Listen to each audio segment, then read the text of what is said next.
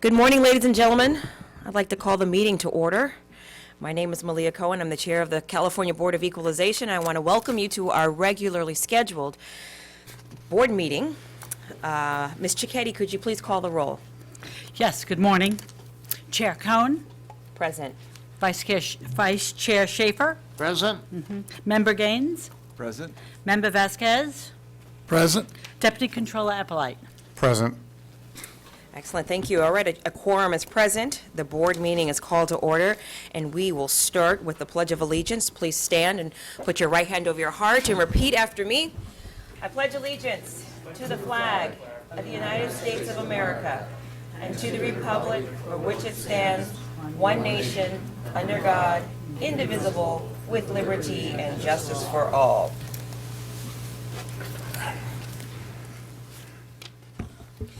All right, thank you very much. Ms. Cicchetti, please announce our first order of business. Well, I didn't know if you wanted to do any opening remarks this morning, or do we want to just walk right into our first agenda item? All right, well, I'm glad you asked. I will pivot to my colleagues to see if there are any opening remarks. I have some. All right, Mr. Schaefer, we'll recognize you first, and then we'll see Mr. Vasquez. Well, thank you. District 4, which is my district, Southern California, we're celebrating the confirmation of, an announcement of our new Supreme Court Justice, Patricia Guerrero from San Diego. She's been a San Diego Superior Court judge, a San Diego appellate judge, and that's good for the people in my district because when she gets any matters that come from us, she'll feel right at home with the San Diego people. Also, I do want to note that we had the first time in history a cardinal of the Catholic Church named from San Diego, California. So it's been a busy month down there where I come from. And I want you to know that we are all elected by the people, so we don't really work for the BOE. We can be a critic of the BOE as well as elected officials, and that's important when we have a taxpayer rights hearing so that we have freedom to disagree with anybody, and that's really what you're here for. Thank you very much. Mr. Eppolite? Oh, sorry, Mr. Vasquez. Thank you, Madam Chair. Yes, I'd like to also chime in with member, our Vice Chair Schaefer on the appointment of Justice Guerrero, who was raised actually as by Mexican immigrant parents. And previously she served at the California 4th District Courts of Appeals, overseeing cases in San Diego and Imperial Valley. And she attended UC Berkeley and Stanford Law School and served as a federal prosecutor at the Superior Court Judge in San Diego. And she currently lives in Coronado, in your district, Mr. Schaefer. And in light of, I know, Madam Chair, you've had some celebrations up north on the whole Women's Equity Day, August 26th, and I couldn't think of a better appointment by the governor. Now, of course, she has to be elected in November, so hopefully everything turns out, and we'll have the first, actually, Latina on the California Supreme Court. I know, very exciting times. Very exciting times. I'm glad you acknowledged that. Any other acknowledgements, colleagues? All right, if not, Ms. Cicchetti, please announce the first order of our business. Our first order of business is an announcement regarding public safety. Good morning, Madam Chair and members. First, I'd like to remind the audience to silence your cell phones and any other wireless devices.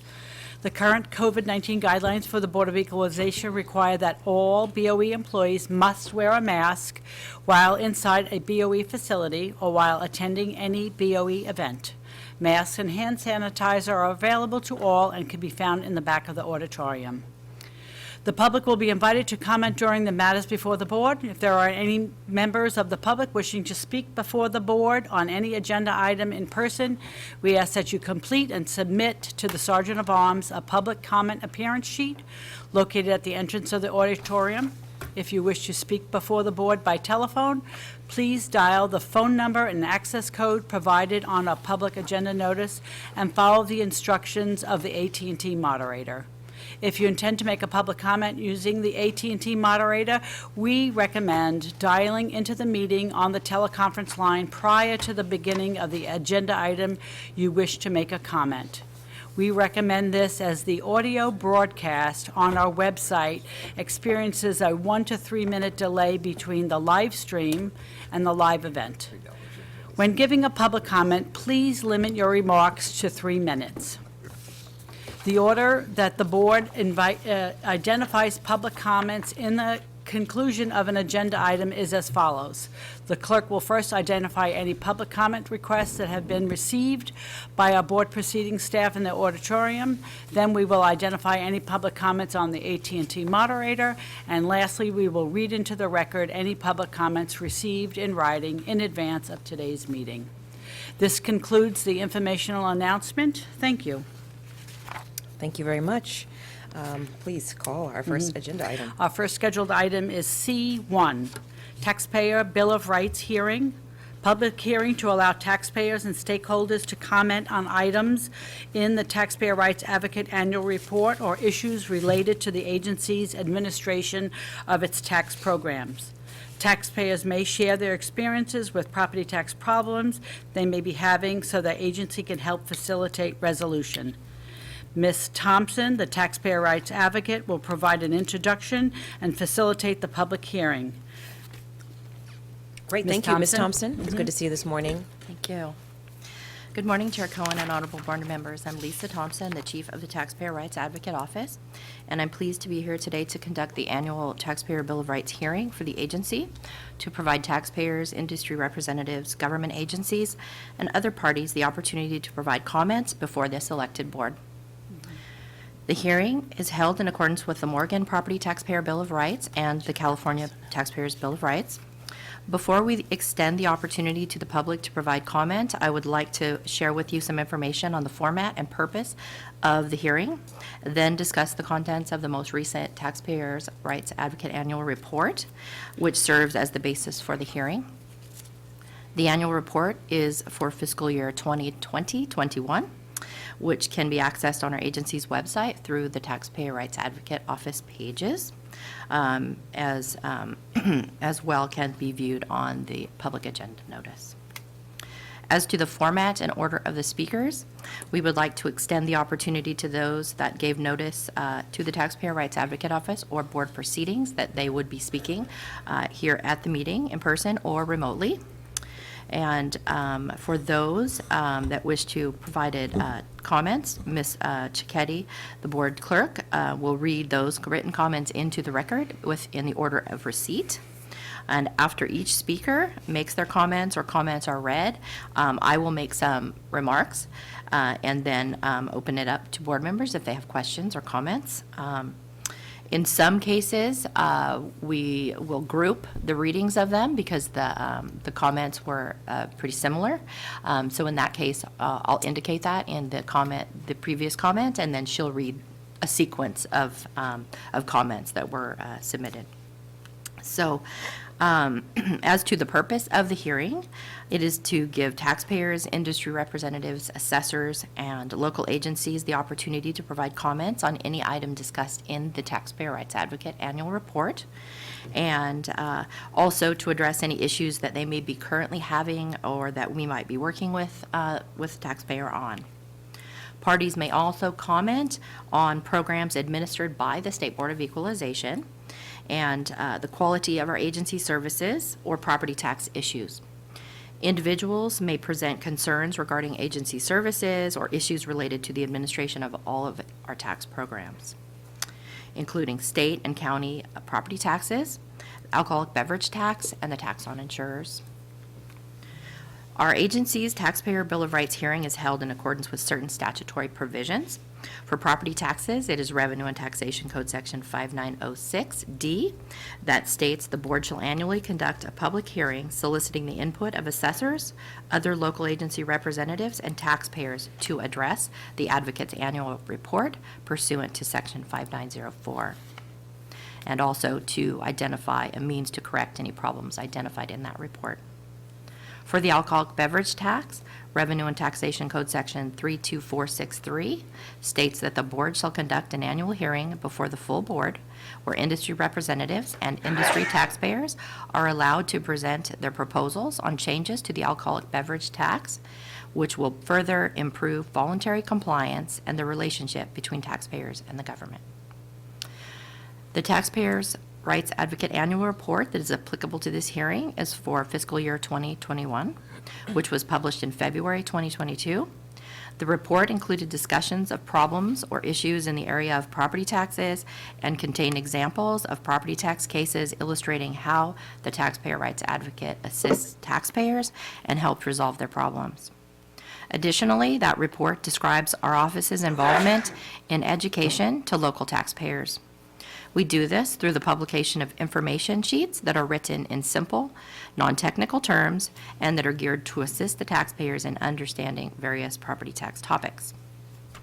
Before we invite parties to share their experiences or voice their concerns, I would like to share some statistics on how many taxpayers we assisted this year in the annual report and provide some information on how the Advocate's Office helps resolve problems that taxpayers have with the assessment or collection of property taxes. For fiscal year 2021, our office completed work on 232 cases. The majority of those cases originated from those contacting our web inquiry form accessed on the TRA page of our agency's website or by phone. However, many taxpayers were also forwarded from a board member's office after the taxpayers contacted your office. So we appreciate you forwarding that and allowing us the opportunity to help your constituents. Of the completed cases, 18% were from District 1, Board Member Gaines's district, 36% from District 2, Board Member Cohen's district, 23% from District 3, Board Member Vasquez's district, and 23% from District 4, Board Member Schaefer's district. I'm sorry, could you repeat those numbers one more time? Of course. So for District 1, it's 18%. District 2, 36%. District 3, 23%. And District 4, 23%. Thank you. So the largest number were from your district, Chair Cohen. Of the completed cases, 72% of those cases were in the valuation category and 28% in the administrative category. The annual report identifies specific topics within those categories, and that can be reviewed at taxpayers' leisure. The largest percentage of valuation category cases involved exclusions from reassessment at 37%, followed by change in ownership at 23%. And then next, the next highest percentage was 10% for exemptions. As far as the largest percentage of administrative category cases, that was for special assessments at 32%, followed by penalty cancellations at 25%, and the next highest percentage at 18% for delinquent or defaulted taxes. So we have a broad range of topics that we assist taxpayers with. In addition to providing statistical information on completed cases, the annual report provides examples to illustrate how taxpayers' problems are resolved by our office and indicate a wide range of services provided. A large part of our role is to help facilitate resolution of taxpayers' problems, and we do that by working with local property tax agencies such as the assessor or the tax collector to obtain information about the assessment of a taxpayer's property or corresponding property taxes for the property or charges included on the tax bill. If the issue is with programs directly administered by our agency, we work with that particular division within the property tax department. We review each taxpayer's situation on a case-by-case basis and contact local agencies to help resolve the issues between the taxpayers and that agency. Generally, we help taxpayers that have problems with the assessment or collection of property taxes. In addition to helping taxpayers with specific problems that they have with the assessment or collection of property taxes, our office can help with larger issues that can bring about important change that will affect more than one taxpayer. The issues that may be brought to our attention through someone contacting our office directly or by coming before this elected board to share their concerns or thoughts on a particular issue can make a difference. When we become aware of an issue that needs resolution, we work with the appropriate department to resolve them. In the 2021 TRA annual report, it has a section on issue resolution that discusses information about projects that were initiated to resolve issues brought to the attention of the TRA office that resulted in changes being implemented or that were in process. One such project is the assessment appeals process project that resulted in many beneficial changes. The project resulted in amendments to 5 property tax rules pertaining to the appeals hearings, developing a new form that assessors use when requesting information from a taxpayer under 441D, and revisions were made to the language in our agency's assessment appeals manual publication. Additionally, the TRA annual report contains a section on taxpayer service improvements, which includes a part on educating taxpayers. It's actually educating the public.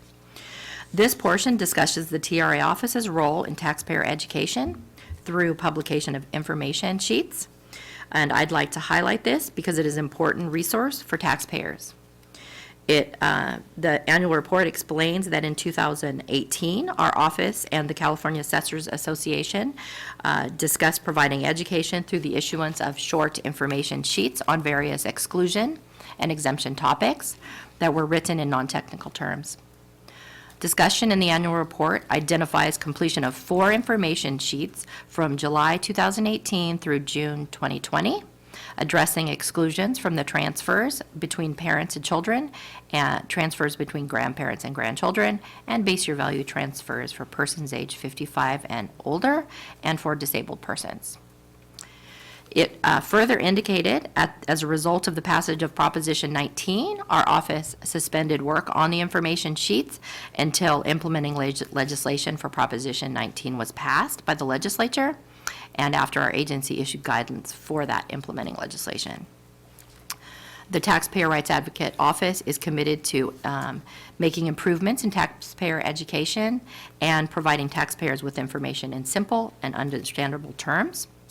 Our office values the importance of having information sheets available as a resource for taxpayers where they can read about the main requirements and the specific provision, how they can apply for it, helpful hints about the topics, and where to provide information.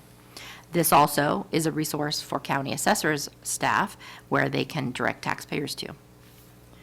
Since the issuance of the TRA annual report, our office has published information sheets on the intergenerational and base year value transfer provisions of Proposition 19, as well as revised information sheets that were published prior to the passage of Proposition 19, so that they indicate they are only applicable to transfers occurring before the effective dates of Proposition 19's various provisions.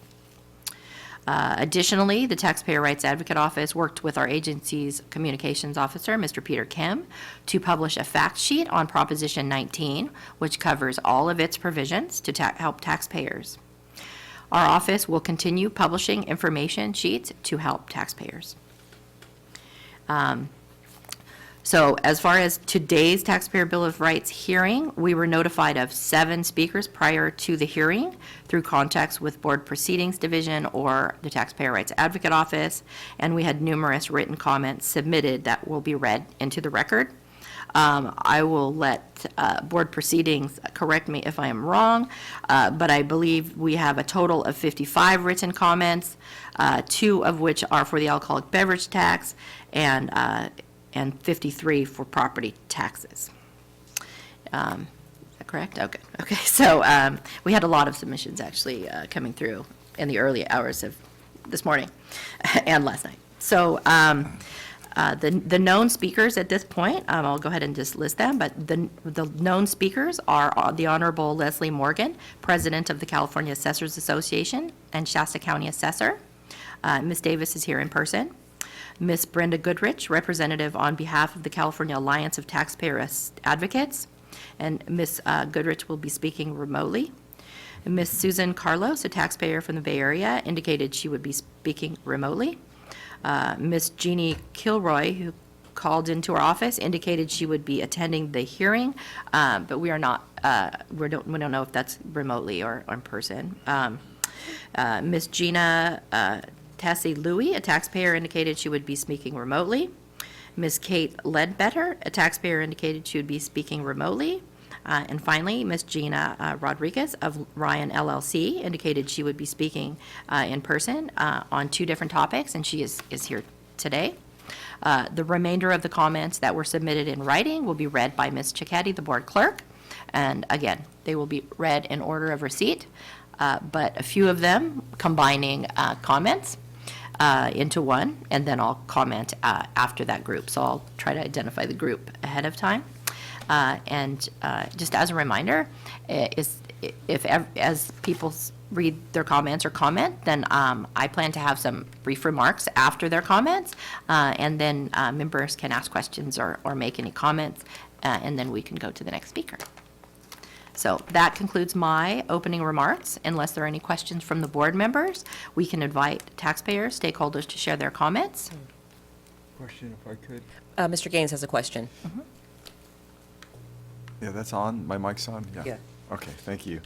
I'm just wondering, I'm looking at your report, and thank you for your presentation, and thank you for this report. It's very helpful. I'm just trying to get a clearer picture here. On page 9, it shows that 5% of the cases had to do with a decline in value. So, and then on the next chart, it shows percentages of completed TRA cases by topic area in the administrative category. Is there any correlation between these two? Because it shows a 6% of refunds, and I'm just trying to figure out if people are asking for, are they, the number of cases where they're asking for a decline in value? No, so. Or were the cases actually reduced in value? So, okay, so we don't, so the decline in value, 5%, that category, that is a topic area within the valuation category. Yes, That's actually okay. separate Okay. from the administrative category. Okay. The administrative category has different topic areas, but Okay. for the decline in value, it's more, a taxpayer, thinks that their property is valued, it should be valued less Yes, okay. than what is on the assessment roll. So that's kind of that area. That's what would decline in value would cover, Okay. the main aspect anyway. And then refunds are different. Refunds are actually from the tax collector side. So Yes, so the okay. decline in value is an assessor's function, Mhm. and then the refund portion is actually on the tax collector side. Okay. More specifically, actually, would be the county auditor's office, but the county auditor's office actually would determine any refunds. If an assessor's office, say, had a reduction for something, a particular property, then they would transmit roll corrections to the county auditor's office. County auditor's office would calculate any effect on the property taxes and then, coordinate with tax collectors in that Okay, regard. all right. Do we track what the final result is on these? No. We Okay. don't get numbers, so like we don't receive value information or anything like that. Okay, so this is just the number of cases when it comes to decline in value. So 5% of the cases with constituents are asking for a decline in value, but we Well, don't it- know. Yeah, it deals with some aspect of Or decline an in value. aspect So we try to thereof. Okay. categorize those, just Okay. to see those, so, yeah. Okay, so that's kind of where it ends for us as the BOE. Yeah, so if they have some problem that they're seeking resolution, we provide information. We might provide information to them about a particular area that affects their circumstance, or we may be coordinating with the county assessor's office Okay. regarding that particular property, so. I'm wondering if the California Assessors Association, do they track this? Because I'm wondering Well, if, so they have, okay, so our agency publishes a publication on budgets and workloads and I don't remember the full title of it, but we have it posted on our website, but it's budgets and workload report, what they comment on. And it has different categories, and I think decline in value is one of them. We also have our annual report. I'm happy to get back to you and let you know later, but I mean, we have a portal that has information from the annual report, and I think decline in value is one of them. So it actually would indicate like the number of decline in values for that. So that is possibly one of those workload, but I'm happy to reach out to you after the meeting and tell you exactly where that resource is. But Okay, I'm just trying to figure out if we have constituents coming forward that have a question about their value. We don't really know what the net result is, right? We're tabulating, and we know that it's 5% of the cases, but we don't know what the net result is or the end result as to whether that constituent's issue has been addressed or not. And it'd right, be and nice to have. it could be that they haven't even filed an appeal. I mean, it's very case specific. So, Okay. If you're, it may be that we indicate, this is what you can do if you think if you think your property is valued higher than what it is, or valued higher than what you believe the market value is. There's a couple of resources or recourse for them. They can request an informal review of their property from the county assessor's office, and many assessors have information on their website about how to do that.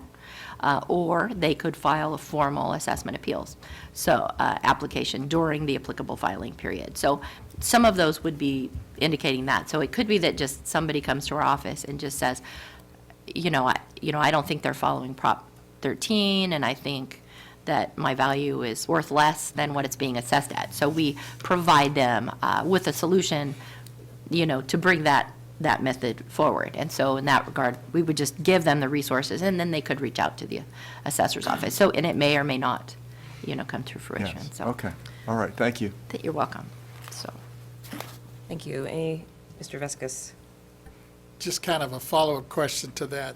As I was looking at that, that graph, and I think that's what Member Gaines was talking on, page 9 and 10, I guess it is. I see that 72% of those TRA cases were due to evaluation issues, which I think you kind of hit on now.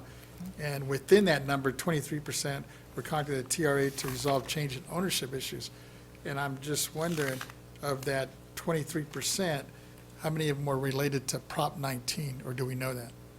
I can't break down that We can- percentage. So as far as the, each month, I discuss as part of the Taxpayer Rights Advocate update, I indicate whether certain exclusions and exemption has to do with current law, Proposition 19, or prior law. So that information is in that. But like change in ownership, there should be another, I don't have that annual report with me, but there should be a separate category in that chart that breaks down the 72% for exemptions and exclusions. So that's separate from the change in ownership.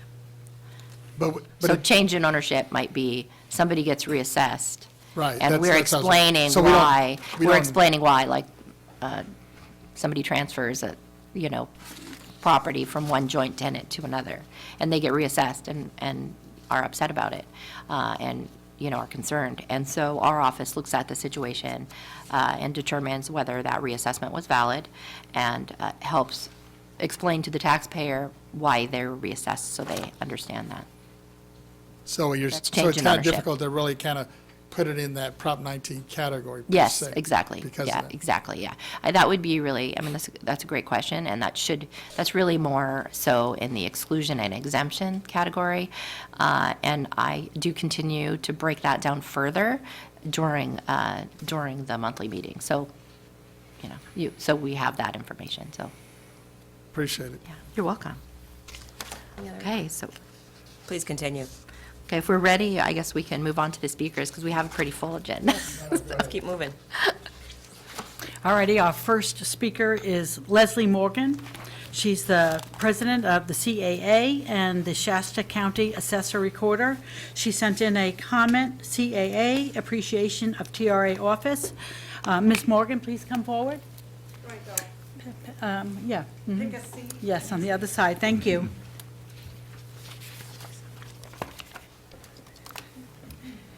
feel like I'm kind of behind a, let me scoot over one so I can see you all. I guess that means you'll have to switch the microphone. So good morning, Chair Cohen, members of the board, Leslie Morgan. I'm the California Assessors Association president this year, and also the Shasta County Assessors Association. And I really wanted to share our appreciation of the role of the Taxpayer Rights Advocate's Office. And you know, I started in the office 27 years ago as an auditor appraiser, and I wanted to give just a different perspective of that. Because when you come in, you know, the private sector, you're always a little bit confused about what the role of government is in our private lives, and, you know, the government's here to help aspect of it. But really, even coming in as a staff person, one of the things you really realize is that we're all, as an assessor, as a staff member of the assessor's office, we're here to advocate for the taxpayers. Our role isn't to, you know, focus on the budget and the budgetary needs. It's to ensure fair and equitable assessments. And coming in as a new auditor appraiser, it was really neat to realize that from the Board of Equalization standpoint, we had a taxpayer rights advocate program, because a lot of these rules and regulations and laws are confusing enough to learn and learn how to apply appropriately as a staff person who's getting training yearly for the big picture items, continually for the ongoing items in our office, and all the nuances involved.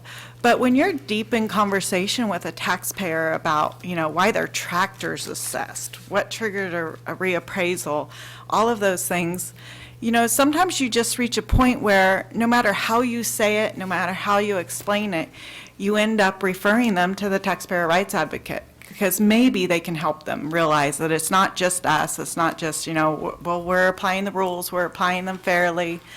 I was just last week sitting in a meeting with somebody on an aircraft, and I literally said, you know, at the end of the day, I don't care if it's assessed or what's value. I just care that it's right and that you're not being over-assessed, but you're being assessed if you're supposed to be. And the reality is that's where assessors come from. We are also advocates for our taxpayers, and having that TRA office is comforting for us, comforting for our staff, because it's important that taxpayers have the taxpayer rights advocate to go to when those questions become just too confusing to understand. And then when you look at that in the perspective of Prop 19, the nuances that came with that, we're all learning. I mean, at the Northern California Assessors Association conference in August, we had yet another 3-hour training for our staff. You know, we have our subject matter experts there still getting more training. And it's so confusing for us to learn and apply. I mean, we have our heads wrapped around it now, but it took us a while to go through those bills, to go through that law, that initiative. You know, I mean, it was just a lot coming at us. And these 6 informational sheets that Lisa and the office has put together are just going to be so extremely beneficial, because the majority of our questions, we're going to be able to utilize that as a reference point to our taxpayers. We can walk them through it, as she said, in non-technical terms, because we get lost sometimes in those technical terms, and we need to lay it out so that people can understand what it means to their house, to their transfer to their child, to the home they lost, to the family farm they own. And we really, really appreciate the efforts that went into it from the Taxpayer Rights Advocate Office to get those together. And the reality is, at the end of the day, there's going to be times where sometimes we miss something. You know, the majority of the cases, their office is helping somebody understand why we did what we did, or why we had to make the choices we did based on whichever lien date, whichever time period where we can use our comp sales, or whatever it is in the question of like decline in value, because that always comes up. But sometimes we need to relook at something. That's actually one of the very first examples I had becoming assessor 16 years ago. I think I was 2 weeks in, and I got a call from the Taxpayer Rights Advocate Office to say, you know, we have a issue we've been walking through with one of your taxpayers on a great-grandparent to great-grandchild transfer with all the in-between grandparent, parent, deceased. And we really had to sort through some of those details because the law hadn't applied to it specifically in that way. You know, who we were going to report those limitations to and what those considerations were. And after spending some time with a taxpayer rights advocate, we were able to apply that exemption and help out our taxpayer in our local area. So I would have never known. I wouldn't have realized, you know, what the hiccup was and what we needed to look at to reconsider that and to get that applied for them.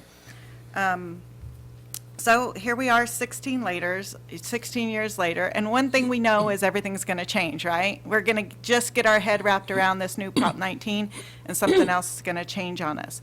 So this is a long-term relationship, just like it is with us and the Board of Equalization staff itself, with making sure we're doing our job properly. But we can definitely know that as we need more resources, I like the fact that the taxpayer rights advocate helps put these together, because it really takes away the individualized aspect of 58 different versions of how to explain this rule. And I really think that's important, and I really appreciate that you guys have the office. I was actually looking at the date, and one of the things I didn't realize is the Morgan rule passed just a couple of years before I started working there. So I was like, yay, you have my back. So anyway, I guess in a nutshell, that's what I'd like to say. I would like to just kind of comment on one of your questions, because I'll say that in Shasta County, and you're my BOE guy. In Shasta County, you know, there was a point where we had 35% of our properties on a Prop 8 decline in value. And as those properties start coming off, because now we're down to just around 5% of our properties, you know, there's a lot of different questions that go with decline in value. You know, why is my value going up by more than 2%? You know, how do I request it be reviewed? And there are so many nuances to it. It just is a kind of a really crazy world when we get into that bubble and it bursts on us. And, you know, who knows what we're looking at right now. You know, we're keeping our eye on it again. Our values have gone up pretty significantly, and we're keeping our eye on it, because if those start dropping out again, we have to research again. The majority of assessor's office really tried to be proactive in those efforts, and we would want to do so again if this market drops out on us. So, you know, we're glad that the market's turned around, but at the same time, we want to make sure that that if it shifts on us, that's what Prop 8's about, and we're supposed to protect those interests for our taxpayers. So, Does that go back to the Great Recession? to the the Great Recession Yeah, of you said five- 2008. You said that, yeah, there's still 5%. Oh, no, So I'm wondering a lot of them how far are back just it is. different things. Like, even before in 2008, when the market dropped, a lot of them were just different issues with properties. We always had about 1,000, 1,200, so 1% of our values that just had something going on with the properties. Maybe they just overpaid, maybe it was something that was discovered with the property. You know, there's just somewhere you're always having to watch that. But for us, the huge, the 2008, the boom of, you know, just prices going off the charts really is where we were impacted the most with our workload on those. Yes, okay, thank you. Yes.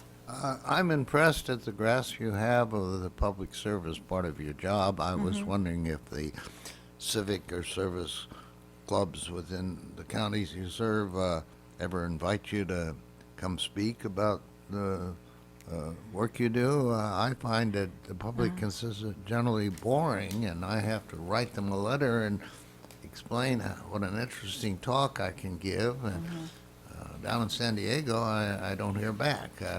Yeah. I would think in the rural town, they would be more anxious to listen to people. I think it comes and goes. I mean, so of course, I'm a member of the Rotary Group. I've spoken to the Board of Realtors many, many times, usually around changes in legislation and issues that might be affecting them and what we're looking at from the assessor's perspective. Occasionally, it's just unusual kind of groups where they'll say, hey, will you come talk about just base year in general? The retired assessor is a member of the Sons in Retirement, SIR, I went and spoke to them out in the park. COVID really impacted the speaking engagements. I think just in general, usually what happens is it triggers from something going on in legislation where people start finding interest in it again. Sure, and they know you're there. Yes, exactly. And that's the biggest thing you can hope anybody does, right? Is where I present my annual report every year, and the biggest thing I try to focus on is speaking to each of those areas so that they know, when you have a question, call us. Yes. We work for you. Your program will be interesting. When I was a member of the Rotary back in Baltimore, Maryland, I presented the Cardinal of the Catholic Church to Oh, talk to wow. us about hosting the Pope on his visit to the United States, and we packed the house. Wow. That would be interesting. That's it. Thank you. Okay, thank you. Appreciate So- your comments. So, yeah, thank you. We do appreciate Ms. Morgan's comments. Our office is pleased to assist assessors in their effort to educate taxpayers through the issuance of information sheets on various topics that provide simple, easy-to-understand information on exemption and exclusions that could result in property tax savings for taxpayers. And we're also happy to help taxpayers that she and other assessors direct our office to our office. As part of our work, we contact management of the 58 county assessors' offices, and we receive cooperation. I just want to extend that, my thanks to the cooperation that we received, so we can help taxpayers as efficiently as possible. I'd also like to appreciate the opportunity that you took to come and speak before the elected board. So I appreciate it. Thank you so much. Thank you. Our next known speaker is Brenda Goodrich from the California Alliance of Taxpayer Associates, CATA. She's the treasurer and the director of property tax at Ryan. Ms. Goodrich is going to be presenting via Teams. Ms. Goodrich, we're ready. Good morning, and thank you for your time today. I'm here today on behalf of the membership of the California Alliance of Taxpayer Advocates, or CATA. We wish to underscore the important function of the State Board of Equalization, and in particular, its Taxpayer Rights Advocates Office. CATA is a nonprofit trade association made up of tax consultants and tax attorneys representing taxpayers before county assessors, local assessment appeals boards, and the BOE. CATA's purpose is to protect the rights of California property taxpayers. The two primary functions of the Taxpayer Rights Advocates Office are to ensure fair and equitable treatment of taxpayers in the assessment and collection of property taxes, and to recommend changes in policies, procedures, and laws to improve and ease taxpayer compliance. Your annual report references the Assessment Appeals Process Project, which began in fiscal year 2017-18 and concluded in fiscal year 2020-2021. This was a matter that CATA brought to the Board of Equalization's attention.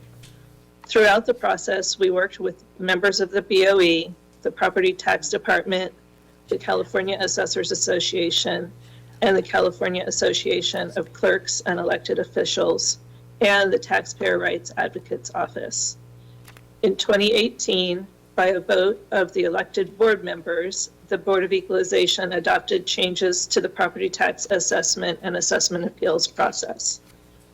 Those changes adopted in 2018 provided much-needed uniformity between county assessors and assessment appeals boards throughout the state of California. In addition, the changes recognized a taxpayer's fundamental rights to due process and a timely hearing after an assessment appeal application has been filed.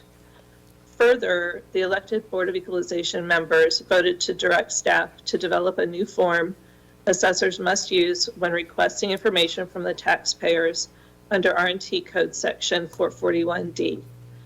The Taxpayers' Rights Advocates Office played an important role in the adoption of those changes. We want to take this opportunity to thank the Taxpayer Rights Advocate Office and the Board of Equalization for adopting those changes and policies to improve and ease taxpayer compliance. Thank you. Thank you very much for joining us today. I appreciate your time. Colleagues, any questions for the presenter? Nothing? I have some comments. Okay. yeah. We'll turn it back to you. Thanks. So we appreciate Ms. Goodrich's comments on behalf of CADA. The California Alliance of Taxpayer Advocates is a large membership and has an active voice in support of taxpayer needs. We thank them for their input in joining us today. We look forward to working with them on any issues that they may have and they bring forward in the future. Unless there are any questions or comments, we can proceed to the next commenter. No questions. Let's proceed. Thank you. The next known thank you. The next known speaker is Suzanne Carlos. She is representing the Carlos Family Trust. She has both a public comment that I'm going to read into the thing, and then we're going to see if she's on the line at AT&T. Her comment is, "It is just a matter of time before I become the latest victim of Prop 19. My parents purchased a second home back in the late 1970s. It was their wish that I would have an affordable place to live during my retirement years. We had no idea that property values would skyrocket. We never imagined that Prop 19 would come into play. It has become a kiss of death. I did not plan financially to face higher property tax. I do not have a property tax base to take with me when I move. As a senior on a limited income, I've been stressing about knowing what is in my future. Not being able to live in my family home is devastating. I do not have children and no one else to support me. My father is rolling over in his grave. The manner in which this proposition has put on the ballot and its wording was very misleading to voters." That's the end of her written comment. I'm going to ask the AT&T operator, is a Suzanne Carlos on the line and who'd like to make a comment? Thank you, Suzanne Carlos. If you are on the line, please press 1, then 0, and I'll open your line.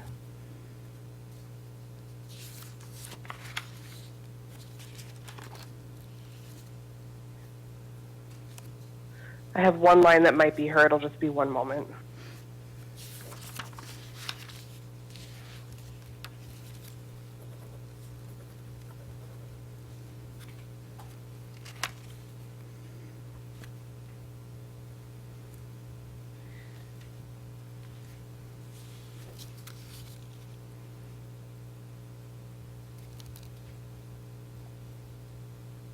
Suzanne Carlos, your line is open.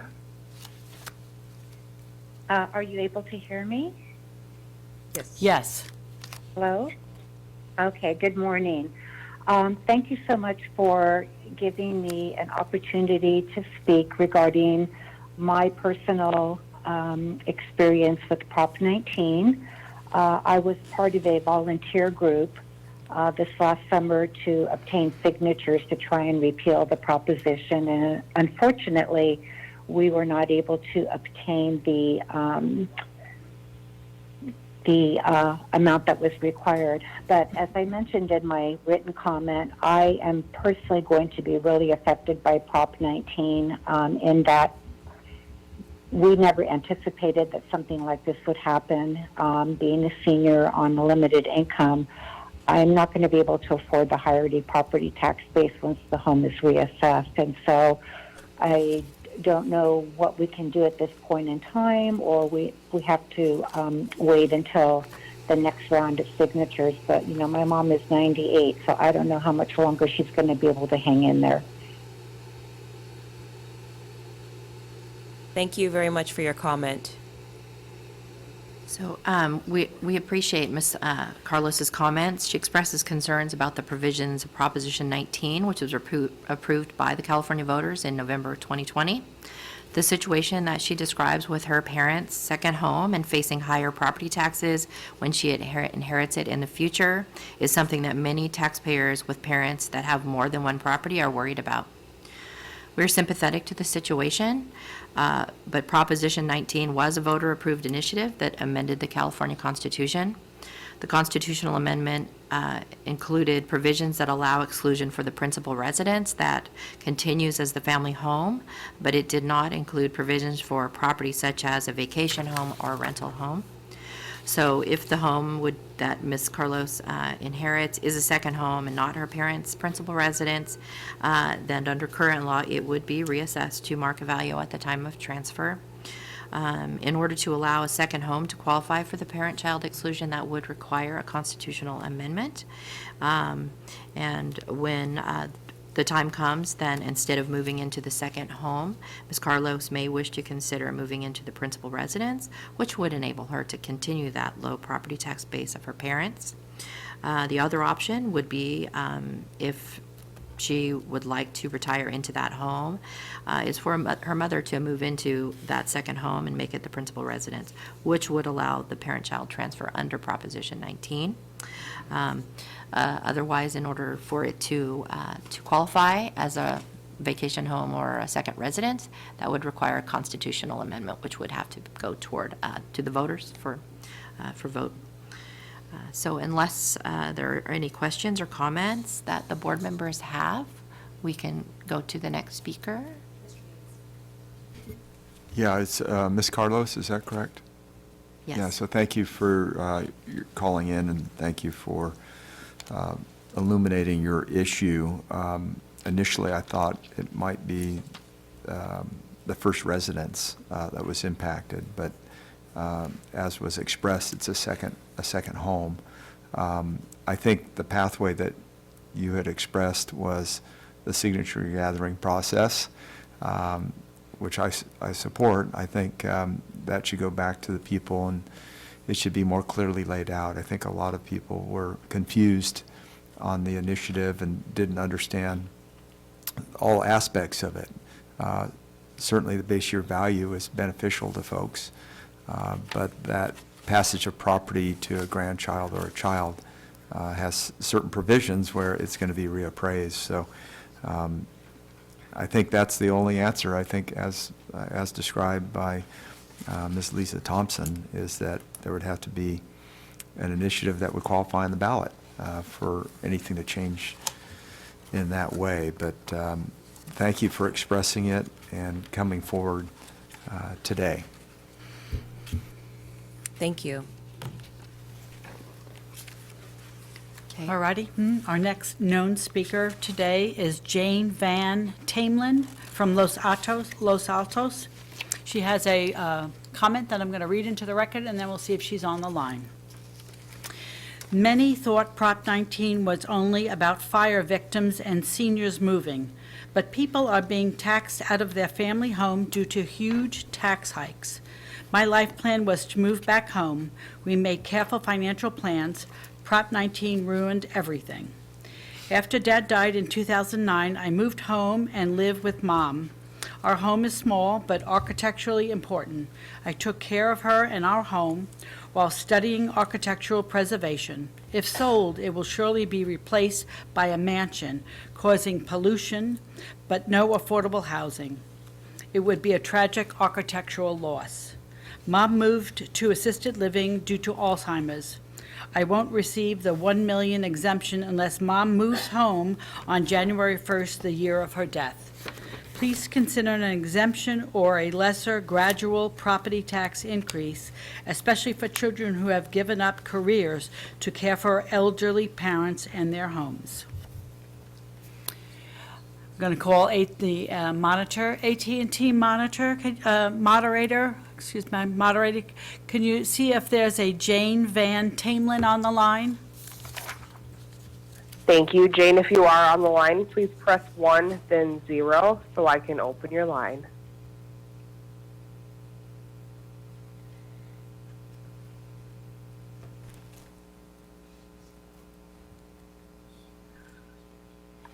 I do see one line that might be her. It'll just be one moment.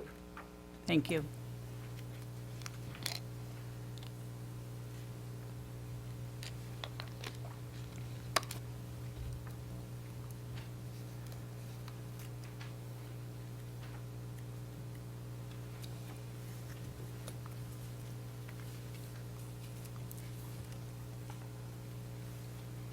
Thank you. And Jane, your line is open.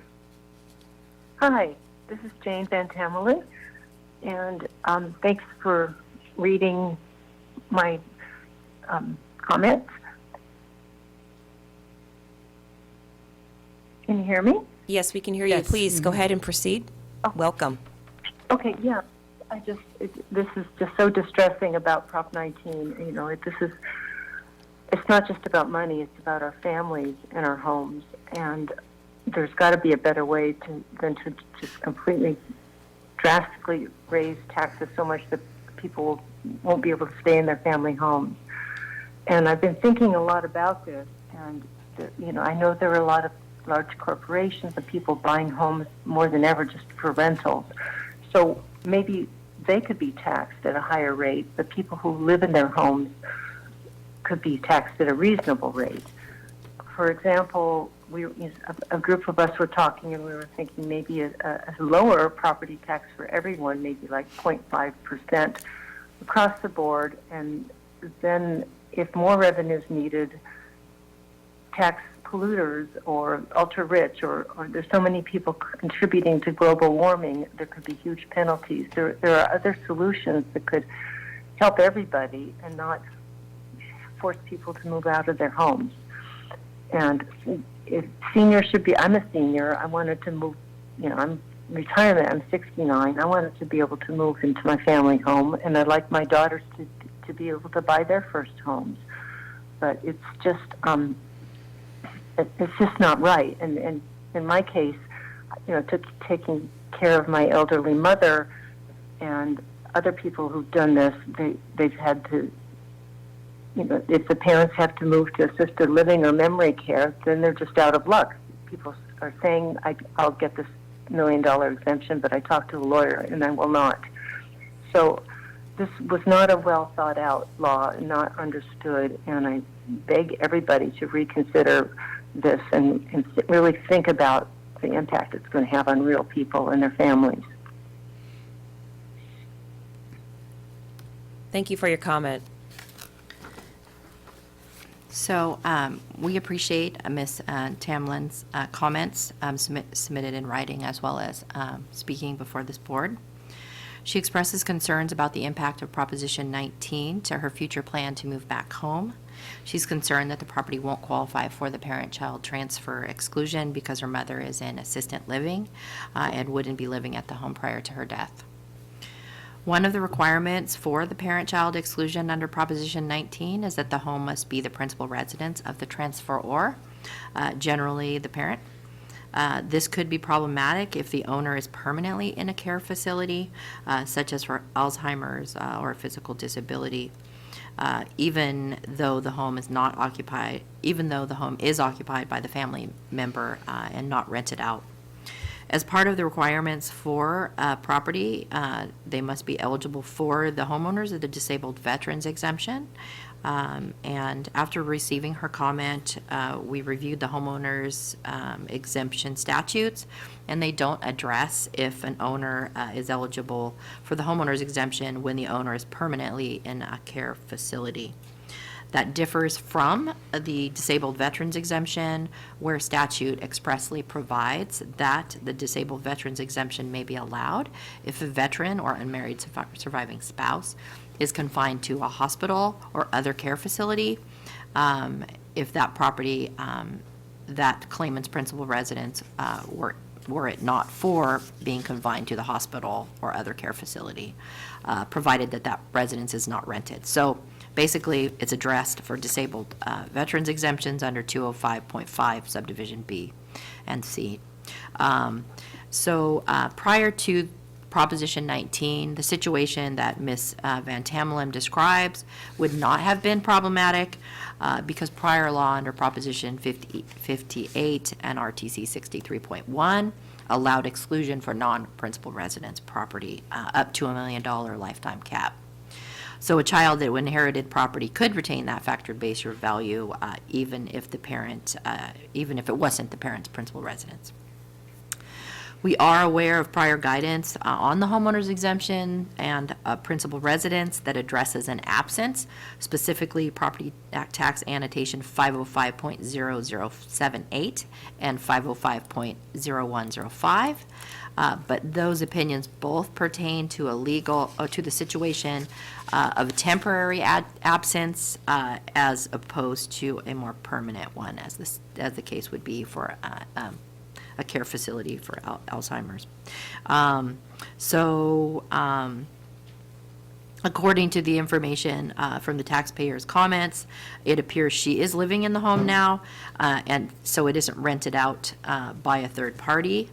The TRA office is happy to coordinate with our agency's property tax department and legal department to see if this situation is addressed in existing guidance concerning Proposition 19's intergenerational exclusion.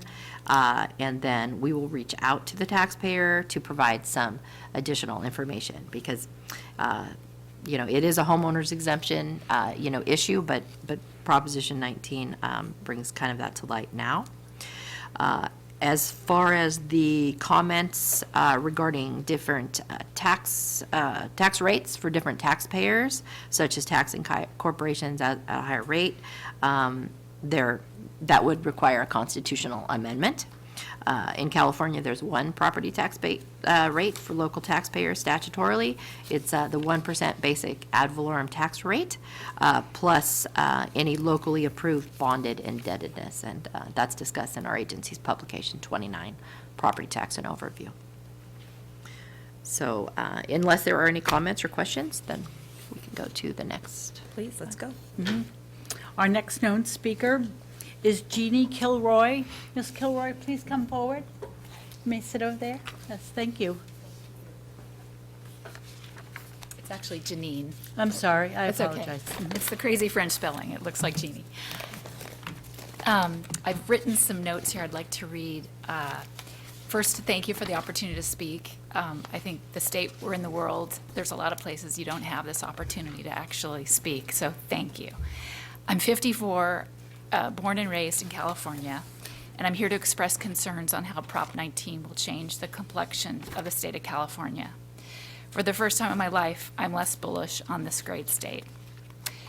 While I realize the board isn't able to reinstate Proposition 58 and 193, I'd like to express my observations in hopes that you may encourage the change with the legislature. Had this ballot been at all transparent, I don't think it would have ever passed. With what I consider deceptive marketing that was used, it barely passed. While collecting signatures to try to make the ballot again to restore the parent-child tax transfer, I met many people, namely the working middle class of San Mateo County. One of those is a mother of a child who requires 24-hour care. She will not be able to afford to stay in the family home when her mother passes. She was nearly in tears when she was signing this petition. Imagine being forced from the area that you have a support network when your child requires 24-hour care. I'm the executor for a family who has a special needs dependent. I'm sorry, I'm getting emotional. Okay. A person who is paranoid schizophrenic, but was never officially or formally diagnosed because it came on in their late 20s. And as an adult, they can refuse medical treatment. They don't think they're sick. The plan was to have this person move back in the family home when the parents pass to be able to afford living. They get no government assistance because they're not diagnosed. With Proposition 19, even with the $1 million exclusion, this will not be possible. It will not cash flow. For better or for worse, they're in one of the markets that's expensive, and $1 million exclusion no longer means anything. Of even greater concern to me is the fact that Proposition 19 will wipe out the only affordable housing in the state that the mom and pops own. An elderly couple, there's actually a person in, they're the only rentals that are not systematically raising rents, unlike corporate properties that do the minute there's ability to push up. There's a person that lives in my neighborhood who's blind and rents a home from one of these mom and pops. I happened to meet the daughter of the owners, an elderly couple in their late 80s, when I was gathering signatures. When the owners pass, the reassessment of the property tax will force one of two things: a mass increase in expense, which will have to be tacked onto the rent, or force a sale. Either scenario will displace this person who is blind, who has no idea this train is coming. In this case, the assessed value today is $101,000, and the property tax is $27.35. The market value is $1.74 for this 2-bedroom, 1-bath, 1,030 square foot house. My fuzzy math tells me that immediately will jump the property tax by $16,350 or nearly $1,400 a month. I have a form of dyslexia. One of the benefits of this condition is your brain is good at running forward and conceptualizing things. I don't see good things coming to the state of California from this proposition.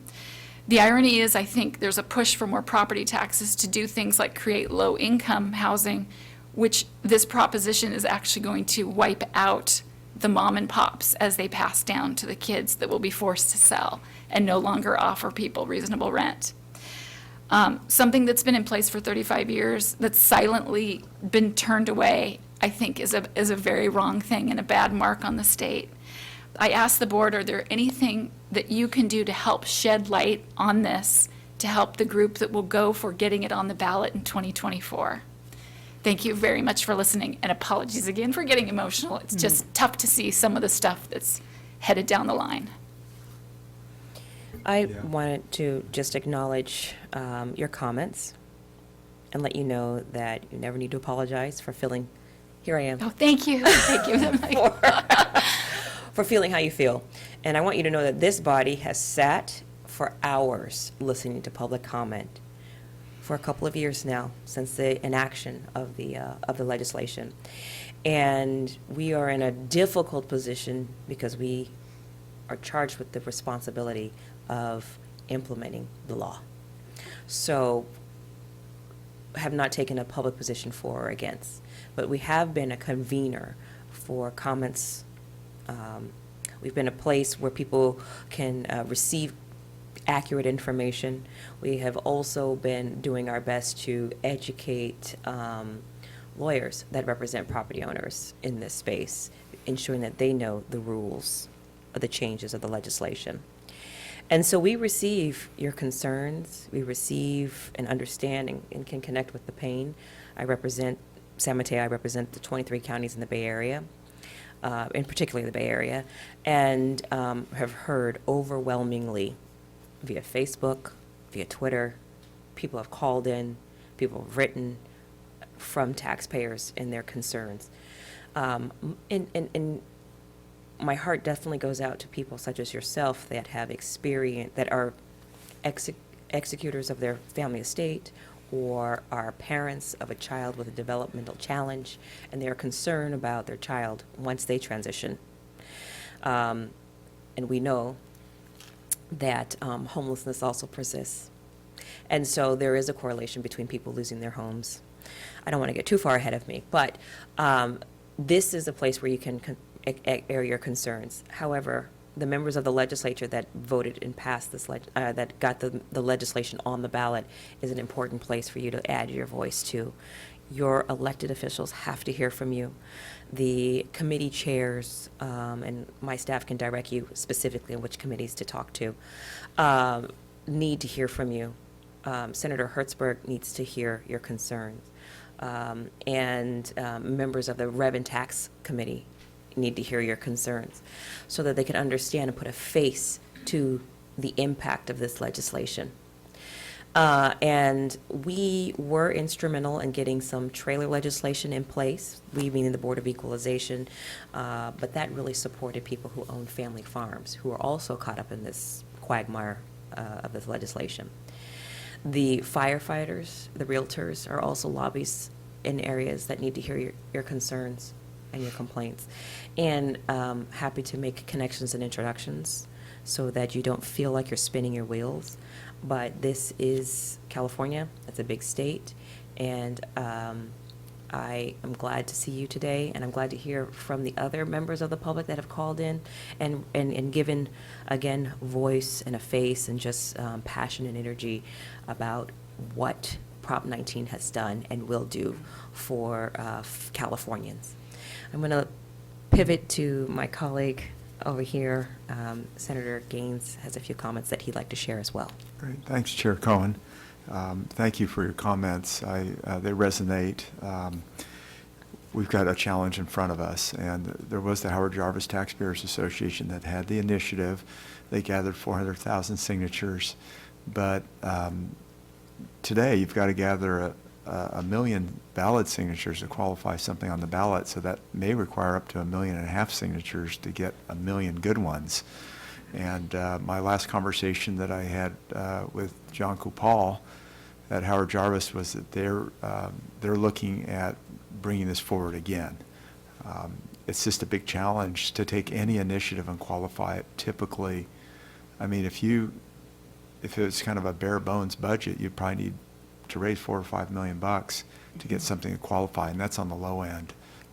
Some of these have cost much more than that, but I think the advice that you were given by Chair Cohen is accurate, and that is you need to talk to your legislator. Legislators need to hear from their constituents, because there's an opportunity for a fix to occur there. They could pass legislation and then put it on the ballot, and it wouldn't cost anything, Wow. right? So that's the easier path. So we need to kind of look at both avenues and see if there's a solution. But you know, what we are hearing is 40 to 60,000 families impacted in an adverse way, as you've described, each year as a result of Prop 19. So it's a big issue. It impacts people in many different ways, but it's also, when you take a look at first generational wealth, people have struggled all their lives to pay off their home, and they want to pass that on to the children, and maybe a child's not going to live in it, but they want to maybe take that wealth and distribute it among maybe several children. It creates a lot of issues just from a tax standpoint, Absolutely. having that reappraised. So I mean, to me, we need plumbers, we need electricians, we need school teachers living locally, not commuting from Tracy Yeah. to San Mateo, et cetera. So Yes. I thank you. This is exciting news that they do have that power, and I would love the recommendations. Sure. thanks for your Chairperson Cohen. testimony about Yeah. your own situation. Yeah, it's, the mental health issue is a big one, and we have a lot of, I mean, there's a whole array of disabled individuals that they have to figure out, what do we do now? Yeah, and even people Yeah. that aren't disabled that have no idea this train is coming. True. They have no Yeah. clue, which just breaks my heart. And I want to fight to get that corrected so that Right. train doesn't hit them. So Right. thank Thank you you. very much. No problem. Before But you leave, I'll I just- want to chime in with Chair Cohen's comments, and I want to thank you for personally coming here today. You know, we have millions of people out there that could come in and talk to us today, and there's just maybe 2 or 3 of you who actually came to work, and there's 5 of us, so we outnumber you. So that's how important you are. And I was late leaving and I thought I wouldn't have a seat. I thought there'd be a line out the door. And I want you to know that editors of newspapers have staff that write their editorial pages, and you should be talking to some of these people. And if you can't get into their office and chat with them, and it might be more effective if you spend a few days writing an intelligent letter of a 150-word minimum and rewrite it until it punches you in the face. I think that would be important, because that would reach a whole lot of people that are going to say, oh, my God. And you may attract some public interest attorneys who file some lawsuits. I filed some lawsuits about voting rights that I thought, oh, my God, you know, that we used to list everybody by alphabet on the ballot. And what does that do for people in the middle of the alphabet? They want to be first, too. And I got all that stuff changed. So there are people that are going to go ahead and change things if you can let them know what's needed. And you are more informed than 99% of the people on this issue. This is true. Anyone? Vasquez? Just a quick comment, just ditto what my colleagues have said, but I'm hoping, and the more we hear about folks like yourself, that, like you mentioned, this train is coming, and I'm hoping that energy starts creating throughout the state of California, because like members have mentioned already, it's an uphill battle, but I think the easiest one might be to go through the legislation. I love that idea. All right, thank you. I'll ask my staff to connect with you in the back of the chamber. Ms. Thompson? Yeah, Turn it so back to yes, you. we do appreciate Ms. Kilroy coming before us today and providing comments. The situation with the special needs child is certainly very sad, that this increased property taxes in the future may cause them to be displaced. We're glad that the path forward maybe taken now with our legislature to have a constitutional amendment brought forward. So thank you. Thank you. Alrighty. The next known speaker is Gina Say Louie from San Francisco, California. She had a comment and then wanted to speak remotely. Her comment is, want to express displeasure of the 2020 Proposition 19 passage. AT&T moderator, can you see if there's a Gina Say Louie on the line to speak? Thank you. Gina, if you are on the line, please press 1, then 0.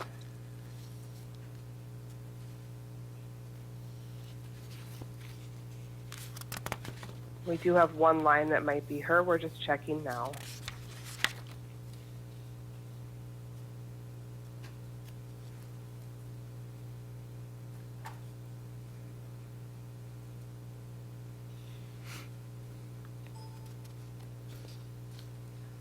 Gina, your line is open.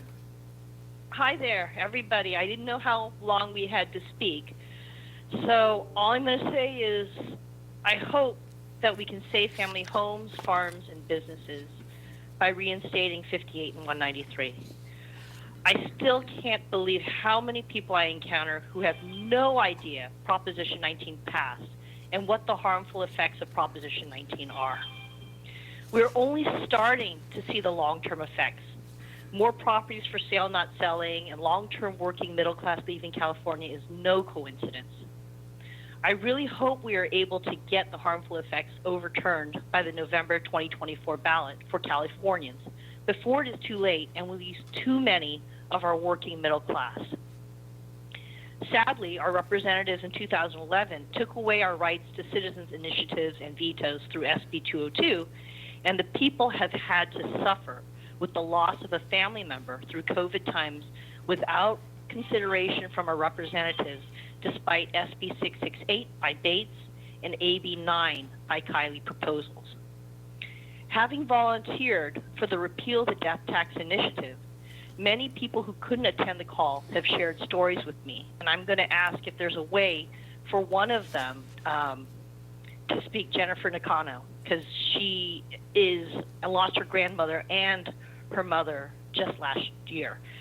These are artists, teachers, people who had given up careers to be caretakers for elderly, realtors, immigrants, minorities, senior citizens, disabled and low income.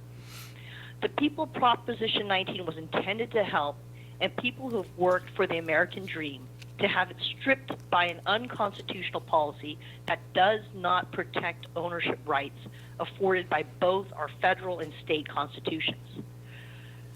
I want to reiterate that Proposition 19 will take away family homes, businesses, and farms, as there is no cap. It will increase food insecurity as farms are reassessed. It will continue to challenge businesses to retain employees due to increased housing expense. It will probably also increase tenant rent due to the squeeze with rent control and reassessment, or will force them to relocate if the home sells through OMIs. Overall, it will damage the future of California. Thank you very much for this platform to be heard. I hope we are able to repeal the death tax. Anyone interested in joining us to educate people on the effects of Proposition 19, go to the website forcalifornians.com. Thank you very much. We appreciate your comments and your continued advocacy. So we appreciate Ms. Louie's comments regarding the passage of Proposition 19. It was passed by the voters as a result of it amended the California Constitution to change it and to reinstate Proposition 58 and 193 as she would like, would require a constitutional amendment. And our agency does not have the authority to repeal Proposition 19. It would require a constitutional amendment. So, Thank you. Is there anything else? Oh, yes. Oh, yes. Yes. The next known speaker is Kate Ledbetter from Santa Barbara, California. She has a written comment, plus we're going to see if she's on the line. Prop 19 reassessment on my property may cause me to become homeless, which I'm sure is not the intention of this proposition. I do not believe the the way in it has been interpreted in my situation fits the original intent of this legislation, which was to levy more tax on the heirs to their parents' separate property. But in my case, I'm not inheriting some additional property, but I'm being reassessed on my own and only home that I have lived in for decades, and on my own family business that has been my only source of income, and the income I have planned on to get me through the rest of my life. I am a disabled senior, and due to the way this proposition has been interpreted, I now face being thrown out of my long-time home and losing my business at a time in my life when I'm most vulnerable. I've invested everything I have in this place and now face losing it all due to the vastly increased taxes. This property cannot be subdivided, so I don't know how I can stay in my own home if I am stuck with the increased tax for the entire 3-unit property. Since I held the property in joint tenancy with right of survivorship, I was told this should be interpreted that this made me the lawful owner all along, and thus should not be subject to reassessment, as it is not a newly inherited property, but has already been my longtime home and business. I understand that many people rushed to put property in LLCs and trusts to avoid this reassessment. I'm not sure that this is equitable to allow this loophole for them to inherit additional properties, and yet my joint tenancy on a property that I have owned and lived in for decades is not being looked at as favorably, even though it could cause a disabled senior to become homeless. Were I to sell, by the time I would pay all the capital gains and depreciation recaptured costs on this property, and also losing my entire source of income from this property, I could never afford to buy another home. And being disabled senior, no way to replace the only source of income I would lose by losing the property. Thank you for your time. Sincerely, Kate Ledbetter. AT&T moderator, is there a Miss Ledbetter on the line who'd like to make a public comment? Thank you, Kate. If you are on the line, please press 1, then 0.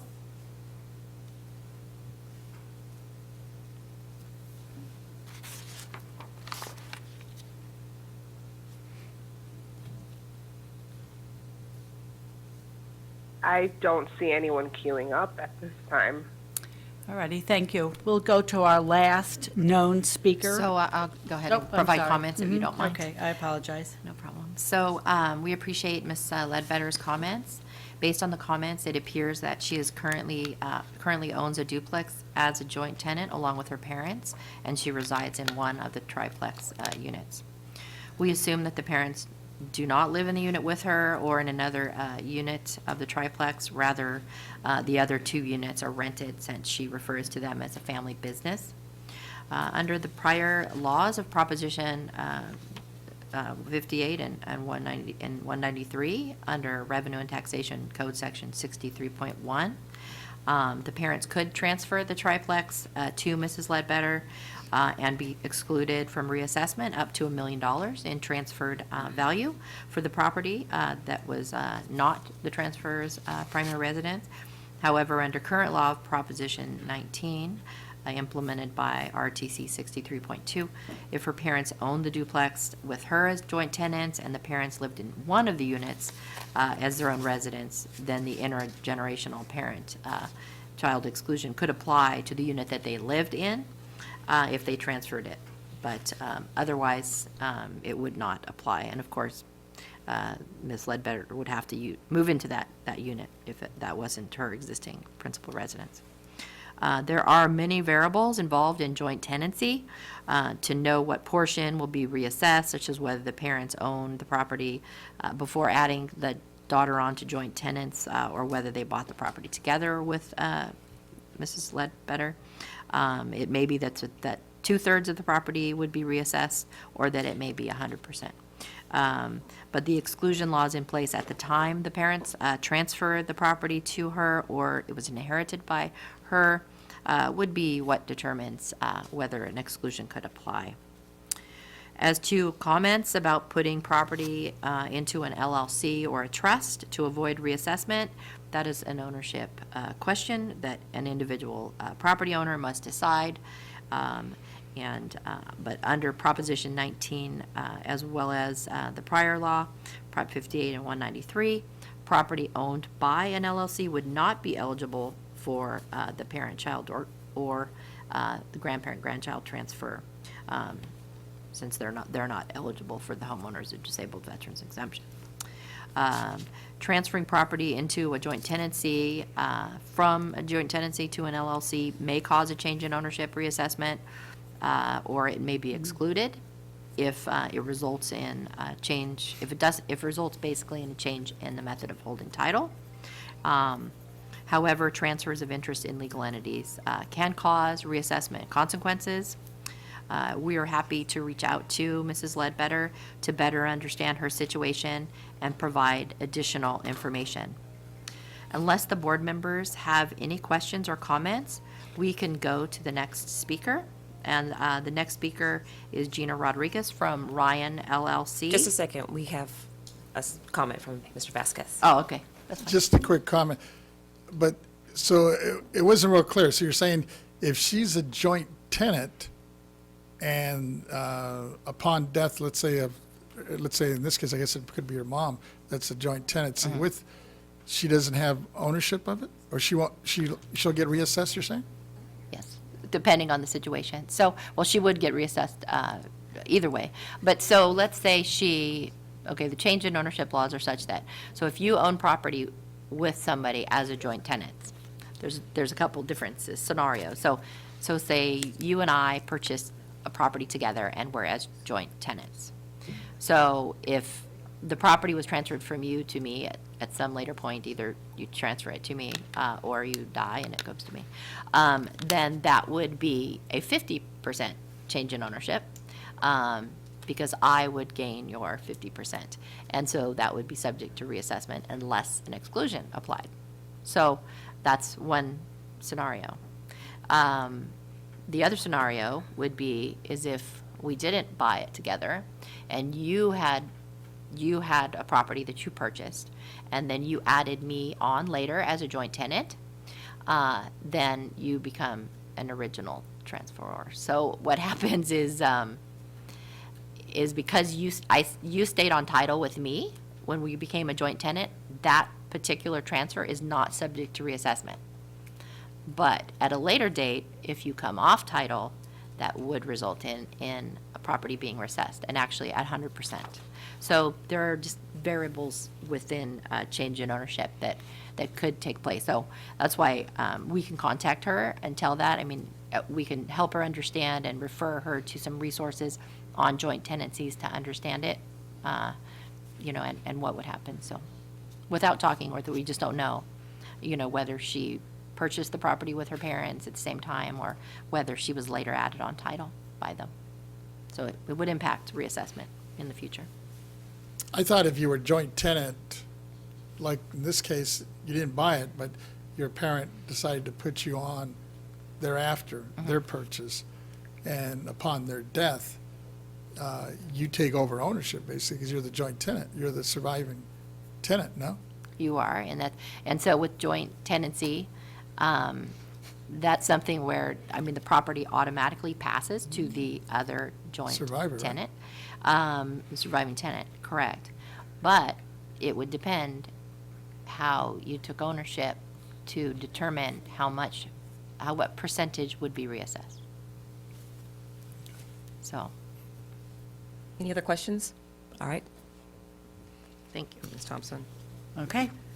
We're up to our last known speaker for the day today, Gina Rodriguez, a Principal Advocacy Services Practice at Ryan LLC here in Sacramento. She had put in a couple of comments, and I'll read them first and then allow her to speak. She's here in person. In light of the work done by the board's COVID-19 County Boards of Equalization Assessment Appeals Boards Work Group, there continues to be a significant backlog of assessment appeals. Further, Refunds can take up to 2 years to be released by some county tax collectors. How should these issues be addressed? And the second comment is, there is a lack of guidance regarding the use of digital signatures when filing personal property tax statements. Ms. Rodriguez, thank you. Thank you, Chair Cohen and members. My name is Gina Rodriguez, and I am the principal for advocacy services practice at Ryan LLC. It is nice to see all of you in person. It's been a very long time. I have 2 issues to present, as stated, but first I want to thank Lisa and her team for their tireless efforts and for their outstanding public service. We truly appreciate it. The entire team at Board of Equalization deserves our applause. I will cover the 2 issues, including the problem, a recommendation, and the background if you need it. The first issue relates to digital signatures. We are aware of several counties imposing penalties on taxpayers who have timely filed paper property tax statements, that's the 571L, but failed to use a wet signature. LTA 2020/022 provides guidance on accepting e-filed statements, but does not address the use of digital signatures on paper-filed statements. As a result, some confused taxpayers attach to the pre-printed statements they receive from their county assessor a blank statement with a wet signature before mailing it. Rather ridiculous. Other confused taxpayers simply mail the pre-printed statements to their county assessors without signing them. They see the pre-printed name. Apparently, they think that's it's sufficient, and they fail to sign even though a signature is required. Again, we don't know if it's a digital or a wet signature. Confusion on the issue of digital signatures was especially prevalent during the pandemic, but yet there's no guidance regarding what type of signature is acceptable either on the form itself or in the instructions. We respectfully request that the board immediately provide guidance on the use of digital signatures on paper filed statements and also publish a list of county assessors who accept e-filed and/or paper filed statements and accept digital signatures on paper filed statements. We were unable to find any such list anywhere. Even if you go to the individual county assessors' websites, it's very difficult to find anything.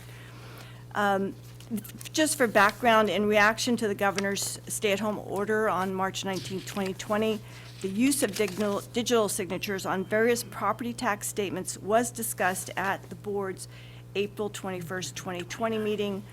As a result of that discussion, the board released the LTA I mentioned, which explains that if an assessor decides to accept e-filed statements, an appropriate authentication must be formulated to ensure that the document is true and original.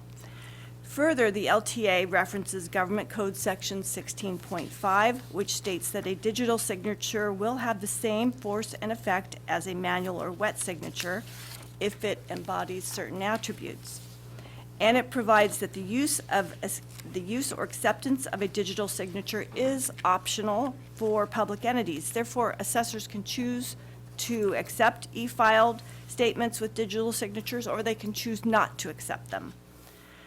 The board discussed the issue of eliminating the use of wet signatures at its December 14th, 2021 meeting, and the board at that time voted to direct BOE Executive Director to consult with the CAA and recommend possible actions. And that's my first issue. Would you like me to continue with my second, or do you have any? I actually have some comments on the first one. Thank you. Please. So thank you. We appreciate Ms. Rodriguez's comments, and she submitted her comments late yesterday, 2 separate electronic appearance forms identifying the 2 topics that she wished to talk about today. Were first submitted, one on digital signatures and the other on appeals. Then later, we received a letter providing additional information, so we certainly thank her for that. As to the first concern, she expresses concerns about digital signatures and property statements. We are aware that our agency's property tax department issued LTA 2020-22 in May 2020, providing guidance on accepting electronically filed business property statements and other documents. That LTA included discussions about digital signatures on property statements. It describes the provisions of the Government Code Section 16.5 Subdivision A that allowed for written communications with a public agency in which a signature is required can use a digital signature, and it shall have the same force of law and effect as the use of a manual signature if it embodies certain attributes. Ms. Rodriguez described in her letter that penalties are being imposed by taxpayers that filed timely but didn't use a wet signature. She indicated that guidance issued in LTA 2022 does not address the use of digital signatures on paper filed or hard copy filed property statements. The TRA office reviewed that LTA, and we agree with Ms. Rodriguez that it doesn't address that and didn't find any separate guidance on digital signatures placed on a property statement. So we're happy to discuss this matter further with our agency's property tax department to see if further guidance can be issued specifically addressing digital signatures on paper filed property statements.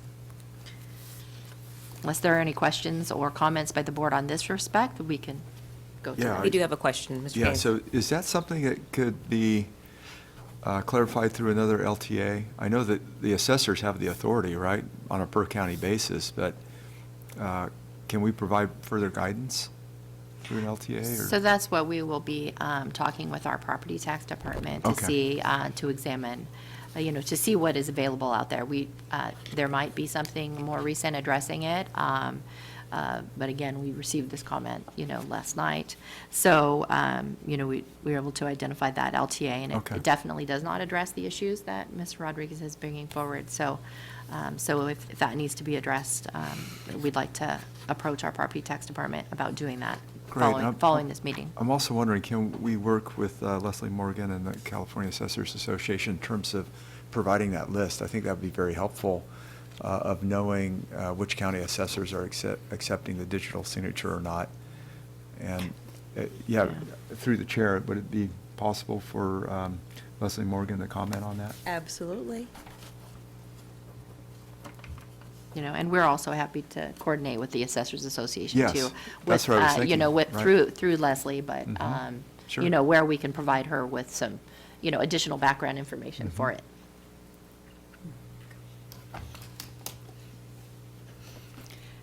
And I guess I figure that, I know that Shasta County is one of the counties that we have applied these penalties.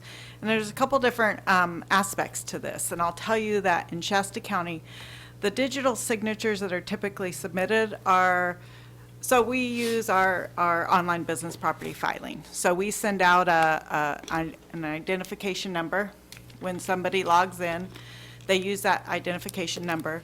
That becomes their authorization and their signature in essence, because we generate that with a password. They come in, they log into the system. And if they've created their own 571L, because there's a lot of other systems out there that create a 571L, and typically those are the documents that have these electronic signatures. So it goes beyond the aspect of, is it just electronically signed? It's that it's not the same, it's not the BOE form. It's not the approved BOE form. Okay. I think that there should be consideration too to what these forms are, where they're coming from, how they're getting the approval process. Because if I make any change to my form other than putting my emblem on it, it's not a BOE approved form. And I get written up for not using that correct form. So when we have property statements sent to us, whether or not there's an electronic signature on it, but they're generated from some program, it's not the BOE form. They can scan it, upload it, log in with their BIN, it's considered accepted. They can put the physical form that was sent on it, sign that. It's considered acceptable because it's returned with the BOE form. But so there's a different level to this question that goes beyond just digitized digital signatures. I think that the future itself is going towards, do we find a way to get digital signatures in anything, everything kind of world? We're not there yet. But in terms of the particular question, I know that for Shasta County, it goes beyond just the digital signature to the form that that digital signature is being returned on is not an original BOE form. And there is permissive language, but from my standpoint, if I'm not allowed to create different forms, why would I accept a different form, especially when it's very, very easy for that to be returned with our form and that wet signature. So always the Assessors Association is going to be willing to work with BOE and BOE staff, but they're just wanted to give you a little bit of the perspective of the nuances to the issue at hand. Thank you. Yeah, thank you very much. I think that if we could collaborate and get a list, that would be helpful too, regardless of what happens at each county. But I think, wouldn't the other counties suffer the same challenges that you're describing? If it's not a BOE form, you're going to have an issue. Right, and like I said, there is permissive language, so the assessor could, in essence, review it and say, oh, I think this looks close enough to a form that I'm gonna accept it. That just feels awkward to me in a world where I can't do something that's just close enough to it, and Yeah. that's why I know that for me, as a assessor, I have not allowed that in our county, and we do put the penalty on there because it's very, very easy to submit it and avoid that penalty.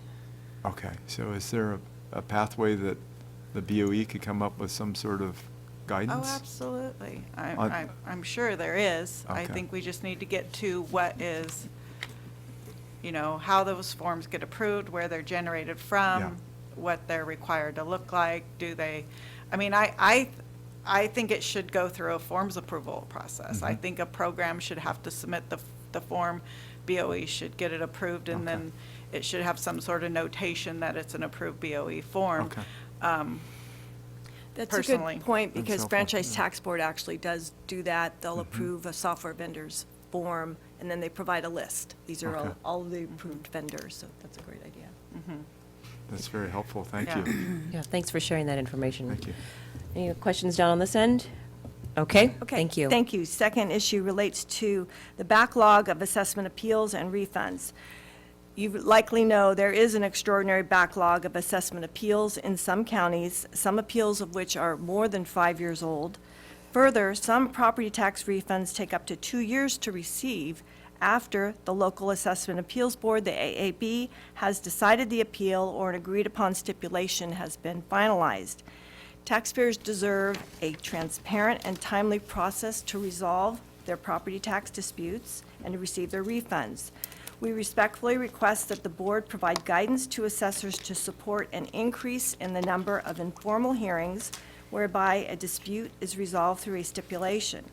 Perhaps the work group, the Assessment Appeals Board's work group you previously mentioned, should further define efficiencies with the assessment appeals and refunds. Assessors and applicants should discuss their valuation positions prior to formal AAB hearings. Informal discussions are how taxpayers resolve their issues with the California Franchise Tax Board, the California CDTFA, and the IRS. This is how we customarily resolve our tax issues. We try to work at the lowest possible level, avoid any sort of formal hearing that's very costly, and certainly avoid litigation. We understand that some counties will be increasing the number of assessment appeals board, but that alone will not prevent a backlog from continuing. Regarding the delayed refunds, it is unclear why this is happening, and it needs to be investigated. Are collectors or tax auditors' computer systems working properly? Have the counties tallied how much interest they are paying because of the delay, especially considering some of the appeals are very old? Is there a staff shortage? I don't know the answers. These are all questions we have. We don't know why the refunds are so delayed. A little bit of background, Ms. Thompson had mentioned the work group. The board's work group provided several recommendations to make the assessment appeals process more efficient. As pointed out by the CEAA in a letter to the board dated December 11th, 2020, there are many larger counties in California that have a significant number of backlog appeals, which only in part have been caused by COVID and the pandemic, and the temporary suspension of hearings across the state. The CAA recognized the usefulness of pre-hearing conferences, and they acknowledged that pre-hearing conferences have been shown to save considerable time and expense for the appeal board and applicants, and have been helpful in reducing the number of requests for continuances. The CAA said, and I'm quoting this one, "Even if a withdrawal is not made or a stipulation is not possible, the discussion with the assessor's office will improve the efficiencies of scheduling applications that require actual hearing. Improved and early communication will dramatically improve our overall efficiencies." And we could not agree more with that. Again, taxpayers deserve transparency regarding procedural matters such as proposed hearing dates, number of hearing days, whether bifurcation needs to be discussed for a pre-hearing conference, whether exchange of information is complete or needs to be addressed, and the agreement upon burden of proof. But most importantly, taxpayers deserve a timely appeal. And I can speak from experience. 2 weeks ago, we had scheduled an appeal before an AAB. We could not get the auditor to give us the position, a written position of why our evaluation was incorrect.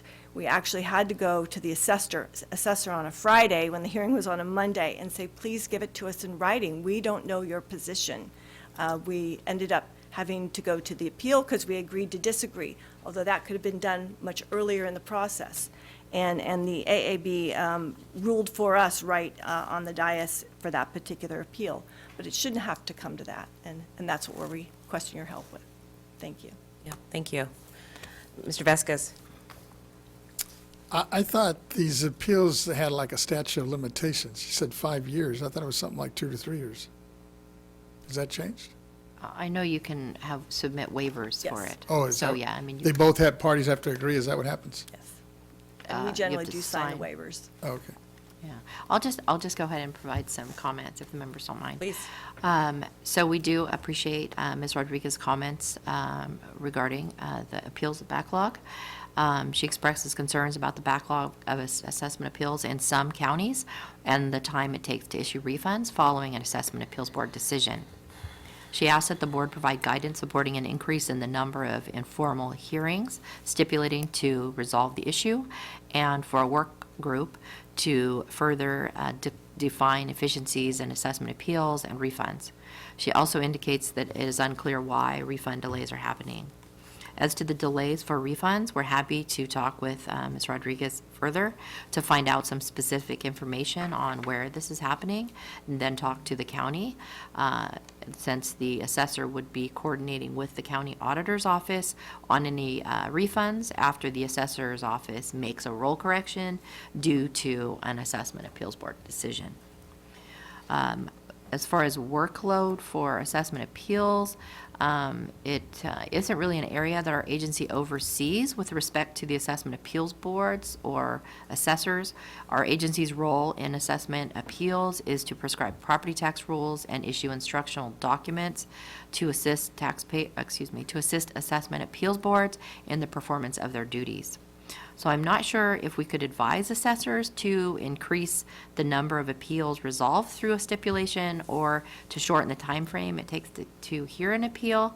However, that isn't to say that a conversation can't be started. So, as you know, there are a lot of local issues, and there is likely no one size that fits all solutions.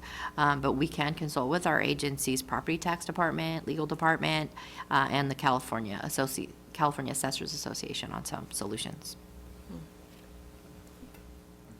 Yes, Mr. Gaines. I'm just wondering, is there an obligation by a government entity to pay interest on money due a taxpayer that has been delayed? I thought that the IRS had done that. And I don't know if, Anthony Eppelat, do you know, can you provide any clarity as to what the Franchise Tax Board has done? If money is being held for kind of an undue period, is there an obligation of a governmental entity to pay interest on it? I'm sorry to put you on the spot. I just thought, if you have anything to add to the conversation, For what type of tax liability? Well, there's this concern about refunds coming from counties in reference to valuation of property, I'm assuming. And they're saying that some of these are taking up to 2 years, and this seems unusually long. And is there then an obligation by the governmental entity to pay some interest on that if you're holding someone's money? So I don't know the specific, I'm sorry to jump in, but for Yeah. property tax purposes, there are. I mean, again, this is not our area of oversight, but for tax collectors, but yes, there is interest, just like, money owes, if somebody doesn't pay their taxes, interest accrues and Yes. penalties. And so they do pay taxpayers. I don't know the rate, honestly, or the code off the top of my head, Yep. but I am aware of that. Yes, Is that that's correct. And that was one of our questions. Has the county looked at the amount of interest they are paying? Maybe that would speed them up a bit if Yeah. they realized how much interest is going out the door. Right, okay. Is it the like 18% a year? Is it the 1.5% rate, or do you know? It depends on the period. Okay. Yeah. So that So would be it's a in the pretty tax high tax rate, collector's so, arena. or interest Yeah. rate. Yeah, okay. All right, thank you. Thank you.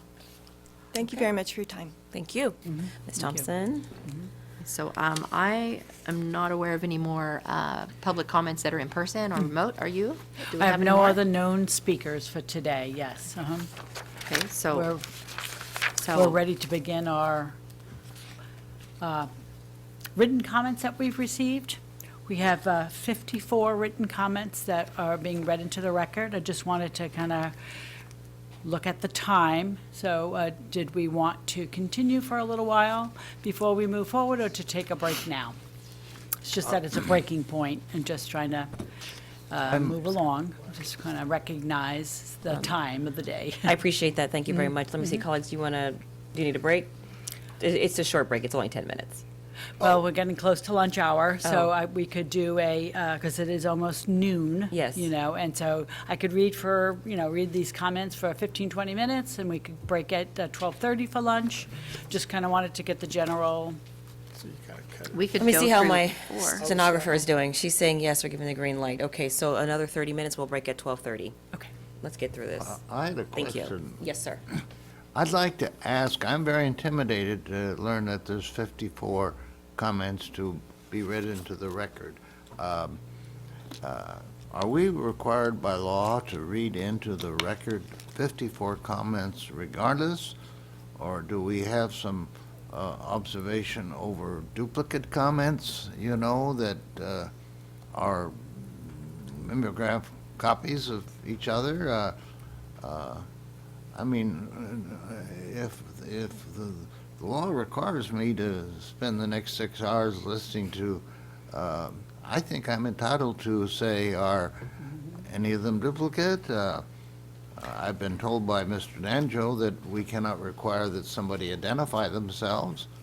I've been served in public office before, and I've had people send me postcards that are rubber stamped. And I used to write them all back a nice letter thanking them for their input, because it's part of being a good representative. And that's what I want to be here, but I'm just trying to find out whether we might be victims. I believe Mr. Nanjo. Well, Oh, yes. Our legal counsel can. Good answer. morning, Chair Cohen, Vice Chair Schaefer, members of the board. This is the time for the Taxpayer Bill of Rights hearing, so the public is entitled to come. And we provided them, as we are required to do under the law, a choice to either provide written comments or provide comments in person. So that being said, we are obligated to listen to all 54 comments that were submitted. I believe the Taxpayer Rights Advocate has said that she has taken some effort to try to group them, and minimize any duplicate. So, but we do have an obligation, if people want to make the same comment, to hear them again. I don't think we've had an issue, as far as I've reviewed, of people rubber stamping the same comment, but there are a lot of people who are very interested in this topic. Well, that's good, and I'd like to ask our taxpayer representative if you've seen any that appear to be duplicates or are almost identical, or do everybody seem to be individually communicating with you? Well, they vary, but there are groups, so there are a few, like, we're reading them in order of their submission, the dates and times. And, but where they happened to submit, comments in a row that were very similar. I mean, some actually did have the same exact statement, short statement. So we combine them. For example, questions number 10, so public commenters number 10 through 14, they'll be read together. So board proceedings will read all 10 through 14. So 5 of them, and then I'll comment. So we consolidate them, but Thank some are you. very different. Let's just go ahead and jump in Yeah. and get started. Okay, because there's a lot of people out there listening, and I want to be sure they're all sincere. Yeah, we're definitely Gaines? interested in hearing from all Mr. the Gaines? taxpayers. I guess I just view it differently because we try so hard we want public input. So I'm comfortable with it as many as it is because we want to hear from taxpayers and other advocates or whoever they are about issues that relate to the BOE. So Thank you, Mr. Gaines. Thank That's you. exactly what we're going to do. Let's go. And can I just make comment? So I do want to say that I think our outreach this year, we had extensive outreach due to our communications officer, Peter Kemp, so I would like to personally thank him. I think that's largely due to his efforts. We have additional comments. So thank you. Bill, Appreciate that's it. very good, thank you. The first one, the first public comment that we have today was submitted by a Robin Werber Amandapur from Pacific Palisades. The comment is, I am against Prop 19. It is just another tax grab under the guise of helping fire victims. This Prop 19 will lead to more tax increases being passed onto tenants and a continued shortage of housing. It's simply bad policy. So we appreciate Ms. Weber's comments. She expresses concerns about Proposition 19 and the potential impact on tenants. She raises the point that tax increases will be passed on to tenants. Unlike prior law of intergenerational transfers, Proposition 19 does not allow for exclusion of reassessment on rentals properties. If somebody inherits a rental property, the property is reassessed to market value as required by law. And it is likely that the owner would raise the rent to cover some of those higher taxes. That is not within our area. However, we are aware of the California Tenant Protection Act that is a statewide law, which among other things limits annual rent increases to 5% plus an inflation rate tied to the change in the California Housing Index, and that has a cap of 10% a year. That law was added by Assembly Bill 1482 and was effective January 1st, 2020, and expires January 1st, 2030. So that could, protect tenants from large increases to cover increases in taxes. But to enable rental properties to qualify for exclusion from reassessment for property tax purposes, that would require a constitutional amendment requiring voter approval. Unless there are any comments or questions from the board, we can go to the next question. No, but I don't know if it's necessary for you to comment on the public comment. Unless they're raising a question, we don't have to have you summarize the public comment that we are Well, I'm receiving. more of acting is what the action is. Because Yes, like in that's what this I'm case, asking. If they're asking a specific question and there's action that you can give, then please, but I'm just trying to move this along. Yes. Thank you. The next public comment is from Lily Lim, a retired senior citizen from Los Altos, California. Her comment: although I will not be able to attend the BOE meeting on August 30th, 2022, I would like to express my deep concern about the negative impact on Prop 19's death tax to all Californians. Prop 19's death tax will cause lots of California exodus in the next generation due to unaffordable property tax after the death of elderly homeowners. We need to restore Prop 58 to protect all homeowners and families, especially the working-class families and minorities who have often pooled together multi-generational earnings to afford a family home and/or family business, such as home daycares, small restaurants, mom-and-pop rentals. Due to California's extremely high housing prices, with average properties at over 1.5 million in the Bay Area, longtime families in California will not be able to afford high property tax at the high market rate value, and will be forced to sell family homes after parents' death. Eventually, a lot of working class and disabled Californians will be forced to move out of California and lose their family roots in California. Who could afford high property taxes of over $30K to $60K per year in the Bay Area or Southern California? See news links below. This is your salary you need to buy a home in the 50 U.S. cities. Also, not many people could afford paying property tax of $30K to $60K per year at the current market value of homes in the Bay Area. Why are we here? Exodus due to extremely high housing prices in California. An article written July 29th, 2022 in the LA Times. Please help repeal Prop 19's death tax. It will be very sad to force long-time Californians to lose family roots. Thank you for your attention. Lily Lim, registered voter in Santa Clara County, California. So we appreciate her comments. To restore Prop 58, a constitutional amendment would be required.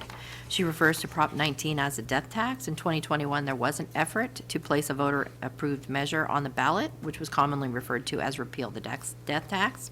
It was presented by the Howard Jarvis Taxpayers Association, but there were not enough signatures collected to be placed on the ballot. Again, a constitutional amendment would be needed. Perfect. The next comment is from Robert Leidig and Barbara Leidig from Davis, California, homeowners and property taxpayers. Their comments for the 2022 Taxpayer Bill of Rights on August 30th, 2022. We are over 55 years of age. On July 28, 2021, we sold our primary residence of 30 years in El Dorado County for $778,250. Subsequently, on December 28, 2021, we purchased our replacement primary residence in Yolo County for $718,000. On January 31st, 2022, we filed our Prop 19 Form BOE 19-B requesting a reduction in valuation. We are informed by the Yolo County Assessor's Office that the certification of sale price and prior valuation of the property we sold in El Dorado County was provided by the El Dorado County Assessor back to the Yolo County Assessor in February 2022. On July 1st, 2022, we further informed by the Yolo County Assessor's Office that on April 2022, the Yolo County Assessor's Office approved the application for valuation reduction. Again, on August 12, 2022, we made the most recent inquiry in person. The April approval was again confirmed, but to date, no adjustment in valuation has been made. We were informed by the staff of the Yolo County Assessor's Office that there are additional steps that must take place to process the valuation change. We are further informed that the Yolo County Assessor's Office needed further guidance from the state. Presumably, that is the State Board of Equalization, BOE. However, we note that nearly a month earlier, on July 25th, 2022, your office sent a letter to all county assessors instructing them on how to proceed. LTA number 2022/37. Moreover, the Yolo County Assessor's Office staff informed us that no one who has filed for such reevaluation since the fall of 2021 has yet to have the process completed. So we are not alone. Reviewing the relevant legal guidance, it appears to us that this is a ministerial function. Once the underlying facts are established to qualify the reevaluation, then the duty to proceed is clear. We are out potentially thousands of dollars, which we have already been compelled to pay as part of the purchase. Plus, we've also paid, under protest, a supplemental assessment, a first installment, and a second installment coming due in November. and unless the reevaluation is promptly accomplished, we will receive an inflated tax bill for the year 2022-2023 in the next month or so. How many times must we overpay our property taxes while Yolo County sits on our money? Once they finally get around to refunding our overpayments, will we receive interest on the money Yolo County has been withholding for months? Lastly, the Yolo County Assessor's Office staff represented that Yolo County is not alone in holding off on processing Prop 19 applications while awaiting guidance, but so were other county assessors. Thus, this seems to be a statewide problem that is resulting in hundreds or thousands of taxpayers being stiffed on reevaluations and refunds they are legitimately entitled to receive. Collectively, the amounts taxpayers are owed is no doubt in the millions. Please take prompt action to represent taxpayers and provide us the relief our taxpayer rights entitle us to. Robert E. and Barbara J. Leidig. Thank you very much. Ms. So- Thompson. Thank you. So we appreciate their comments. Shortly before today's hearing, these taxpayers contacted our office about the base year value transfer on their property in Davis. In their comments, they indicated they were notified in April that the base year value transfer was approved, but they hadn't yet received an adjustment to the reassessment. They also indicated that the assessor's office told them additional steps were needed, and they were waiting for guidance from the BOE, or state agency.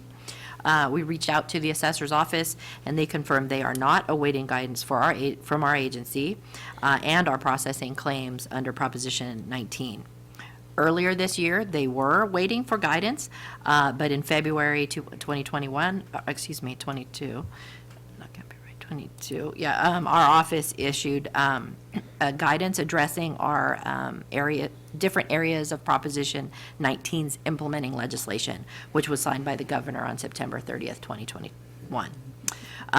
Separate guidance was issued for the intergenerational exclusions as well as the base year value transfer provisions. So based on the taxpayers' comments, they had submitted their claim to the Yolo County Assessor's Office in January of 2022. There is a lot of work involved in processing a base year value claim, and it takes time. First, the assessor's office must evaluate the claim to determine if the claimant meets the qualification, such as being age 55 or older, and that the replacement property was purchased within 2 years of sale of the original.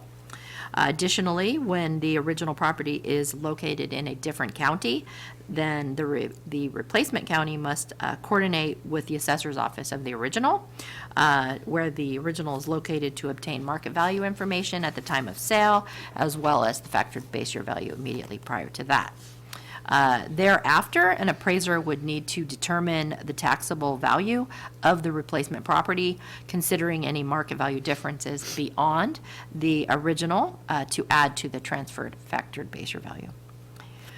Determining if someone meets the qualifications of a base year value transfer is just one step in the process. And that step doesn't necessarily need to be done by an appraiser.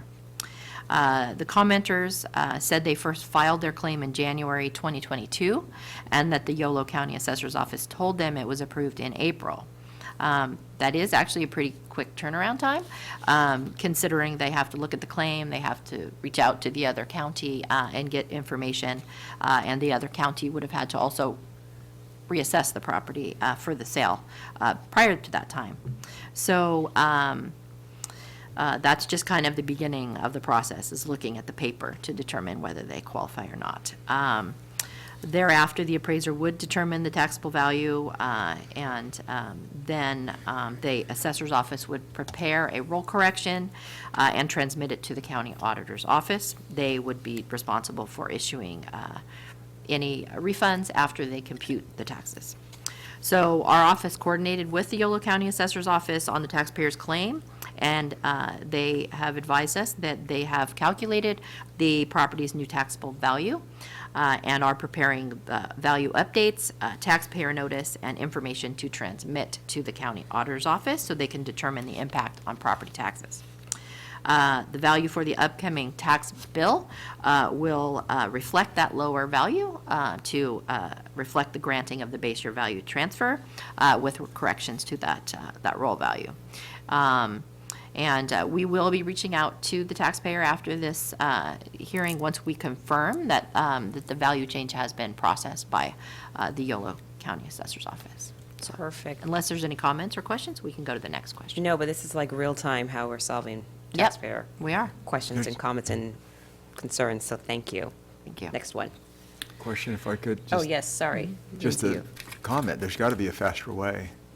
And I'm wondering if, will the counties over time figure this out so that someone's not waiting potentially a full year on determining the facts of the matter in order to get their money back, because they're paying taxes in the meantime. Yeah. So, I mean, it's a workload issue. I mean, it's Okay. dependent on any different county assessor's office, but we are aware that, the county assessor's offices are flagging claims that have been made and not reassessing that particular change in ownership transaction pending its review of that claim. So there are some efforts to, mitigate that risk. Yeah, okay. Thank you. Okay, thank you.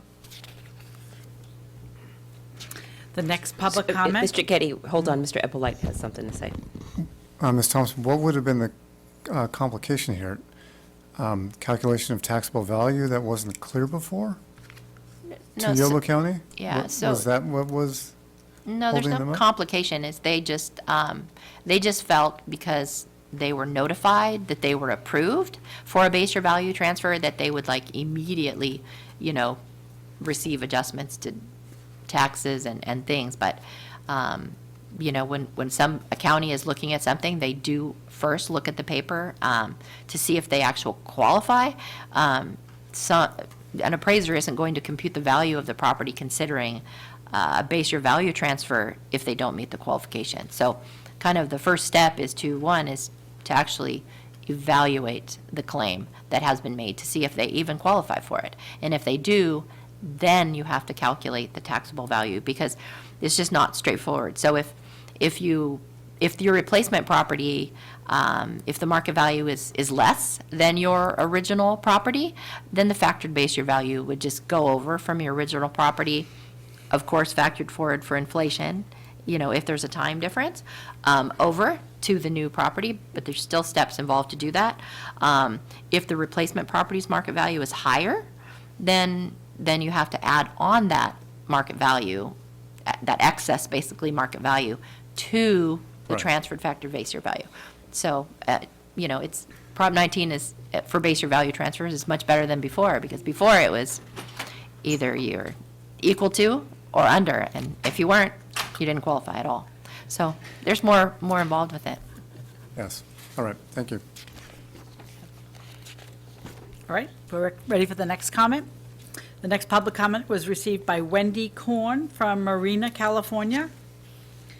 Please repeal the death tax created by Prop 19, which takes away the parent-to-child and grandparent-to-grandchild ability to pass down property tax protection. This erodes generational wealth, making it unaffordable for native-born Californians to remain in the state as teachers and public service employees. This was the only thing making California affordable for my family. Thank you for your consideration. We appreciate Ms. Korn's comments. Basically, to repeal some or all of the provisions of Proposition 19, a constitutional amendment would be needed, and our agency does not have the authority to repeal a constitutional amendment or to change the law. She may wish to contact her legislature. Okay, thank you. The next public comment is a letter from James D. Pasquale, the chairman and president of the California Alliance for Taxpayer Advocates. On behalf of the membership of the California Alliance of Taxpayer Advocates, CATA, we wish to underscore the important function of the State Board of Equalization, BOE, and in particular, the Taxpayer Rights Advocate, TRA office. As you know, CATA is a nonprofit trade association made up of tax consultants and tax attorneys representing taxpayers before county assessors, local assessment appeal boards, and the BOE. CADA's purpose is to protect the rights of California property taxpayers. The two primary functions of the TRA office are to ensure fair and equitable treatment of taxpayers in the assessment and collection of property taxes, and to recommend changes in policies, procedures, and laws to improve and ease taxpayer compliance. Your annual report referenced the Assessment Appeals Process Project, which began in fiscal year 2017-2018 and concluded in fiscal year 2020 to 2021. This was a matter that CADA brought to the BOE's attention. Throughout the process, we worked with the members of the BOE, the Property Tax Department, the California Assessors Association, the California Association of Clerks and Election Officials, and the TRA office. In 2018, by a vote of the elected board members, the BOE adopted changes to the property tax assessment and assessment appeals processes. Those changes adopted in 2018 provided much-needed uniformity between county assessors and assessment appeals boards throughout the state of California. In addition, the changes recognize the taxpayers' fundamental rights to due process and a timely hearing after an assessment appeal application has been filed. Further, the elected BOE members voted to direct staff to develop a new form assessors must use when requesting information from the taxpayers under the RNTC Section 441, subsection D. The TRA office played an important role in the adoption of these changes. We want to take this opportunity to thank the TRA office and the BOE for adopting those changes and policies to improve and ease taxpayer compliance. Thank you for your consideration of your views. Sincerely, James D. Pasquale, President and Chairman of the California Alliance of Taxpayer Advocates. We appreciate the comments from the California Alliance of Taxpayer Advocates, their respected voice for taxpayers in California, and we are glad that they brought the issues forward that resulted in positive changes and look forward to working with them in the future. The next comment is received by a concerned tax agent, and no city or location was given. For the past several months, Riverside County has not been allowing public access to property tax assessment appeals hearings, either in person or online. State law says that these hearings must be made public, but the clerk of the Assessment Appeal Board refuses to allow access. They have cited COVID concerns by the AAB. However, at my last hearing in July 2022, only one board member was wearing a mask. All others in the room, about 8 people, were not wearing masks. There was no mask mandate in the building, and virtually no one else was wearing masks. I have not given my name due to fear of reprisal. Riverside County appraisal staff and legal counsel have a history of misstating rules and methodology and unduly influencing the AAB. Without allowing the public into hearings to witness these problems, they will only persist. What will you do about it? Can you please make sure public access is permitted to the hearings as it is required? Thank you, concerned tax agent. We appreciate the comments submitted by the anonymous tax agent about assessment appeals, hearings, and not allowing the public to have access to hearings due to COVID concerns.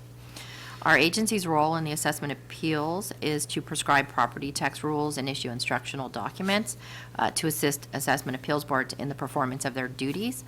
Individual counties have their own rules for actual proceedings. Our agency's publication on assessment appeals on page 96 discusses hearings being open to the public, and that discussion addresses the requirements of Revenue and Taxation Code Section 1605.4 and Property Tax Rule 313. They require the appeals board's hearing and hearing officer hearings that must be open, accessible, and audible to the public, but when a portion of the hearing involves evidence concerning trade secrets, that portion of the hearing may be closed to the public. In addition to property tax laws for the functioning of local assessment appeals boards through the legislature enacting Section 1601 through 1645.5 of the Revenue and Taxation Code, the BOE adopts property tax rules 301 through 326, and county assessment appeals boards are governed by local rules adopted by the Board of Supervisors under the authority of Section 16, Article 13 of the California Constitution. After receiving this comment, we reached out to the legal department to ask for information concerning a local assessment appeals board authority to not allow the public to access county appeals board hearings in person for COVID concerns. They advised us that the state was under emergency proclamation by the governor due to the COVID pandemic, and the actions of the local government and local health departments may be involved. And that we will inquire with county and local assessment appeals board to explore their reasoning and authority to close the meetings. The TRA office will coordinate with the county on what the taxpayer indicated to be as closed to the public and the time period for such meetings that were closed to the public to see if it was in effect during the time of the governor's orders and if that has since changed. Let me ask a question. When do you plan to follow up and address this particular issue? Because I'm under the impression that the governor's orders have already been lifted. Correct me if I'm wrong, that's why we're here in person. So what do we, it sounds like So I'm that's trying to find out when it was closed. So, I mean, But I mean, this is a the taxpayer's point that is, assertion. when it was closed Oh, is almost, I don't see the consequence of this, right? The issue is that these meetings are actively happening, but they're closed now. Isn't that how I understand it? We don't really know. I mean, the commenter didn't say like when and it was. So, I mean, that would be our, duty to find out, first of all, when that is closed. So we Okay, really so don't know the circumstances. So When we're will happy you- to look into When will it. you, when will this long list of to-do items and things that you follow up that you have to do, when do you start to work on those? And They'll follow the meeting, in certain, intervals. So this probably. This one seems like an easy one that you can make Yeah, a phone yes, call. And Mr. Henry Nanjo, thank you, Mr. Nanjo. Maybe your legal expertise can offer a little window into this quagmire. Sure. Chair Cohen, members of the board, thank you. Henry Nanjo, Chief Counsel.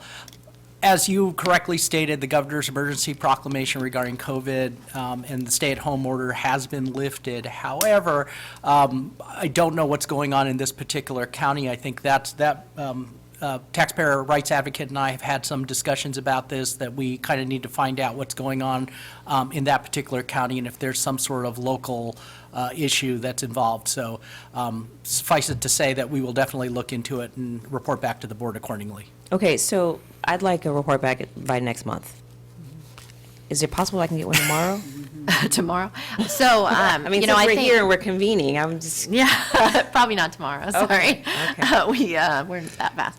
But, so Henry and I can coordinate that after the meeting, but, given it is, based on property tax rules, it might be more appropriate for the legal staff to contact them, but we can coordinate Okay. together on it, just depending on who we coordinate. Perfect. So my next question is, if they are found to be in violation or have the wrong interpretation of the governor's order, what kind of direction do we provide to that county assessor? Oh, that would be, we would provide them guidance. We have a pretty good relationship, or at least property tax department and legal as well has pretty good reputation, or relationship, thank you, sorry. Yes. It's later in the morning. Yeah. Relationship with the various assessors' offices, so we'd have a discussion and try to get them on a proper path, or find out if there's something that we can do to alleviate the logjam, for lack of a better term. But it's really the appeals board is what this taxpayer spoke to. It's on the appeals Yeah, board true. side. Which is So not kind of the local assessor, but- control. Yeah, so I think, but we, probably the first step, would be for one of us, probably me, to approach my contacts in the assessor's office to find out if they're aware of it first. Sure. Just to get, You're right. before actually, Assessor going to the appeals Aldana board. is definitely responsive and on top of things, so So, let's start there first. Very interesting. It's the County Board of Supervisors that oversees the Assessment Appeals Board, is that right? Generally. Generally? Yeah, yeah, Okay. that's correct. All right. So we'll dig into it and find out what's going on. Thank you, I appreciate that. I I'm had a interested in brief that one. comment. Yes. I had a brief comment. I applaud Chair Cohen's vigilance on this issue, and I'm sorry the taxpayer was anonymous, because I'd like to be able to reach out to her and clarify what time factor she's dealt with. She did say over the years, and the coronavirus has only really been in my mind for maybe a year or maybe two at most. Definitely two. Yeah, and we want to reach out and help, and I appreciate very much her coming forward, and I'm impressed, Ms. Thompson, with the vigilance you've done, and but I'm concerned that she talks about long-time practice or over the years, and I trust Mr. Nangel will find out what he can. Hopefully, she's listening today, and will contact you again. We don't know if the Definitely. speaker's a woman he or or a she. man. It could be a he or she. Oh, it could be man, pardon me. But either way, it will be, addressed. And, at future board meetings, I update the members on progress that have been made towards speakers. But, obviously, after we get through all these comments, I go back and figure out what action items I have left to do. And as you know, there's quite a few of them, so we have a lot. How Thank could you. I assume it was a woman when it's anonymous, as you know? I don't know how. We I'm assume not. ships are all Okay, female. all right, listen, Yep. it's time to take a break. It's 12:28. Let's go ahead, Mr. Katie. I think we're going to take our lunch break. Could you tell me how many minutes we are scheduled to break for? 45 for That's what I lunch. thought. Mhm. Okay, so we will reconvene in 45 minutes at 1:15. Thank you, ladies and gentlemen. Enjoy your lunch.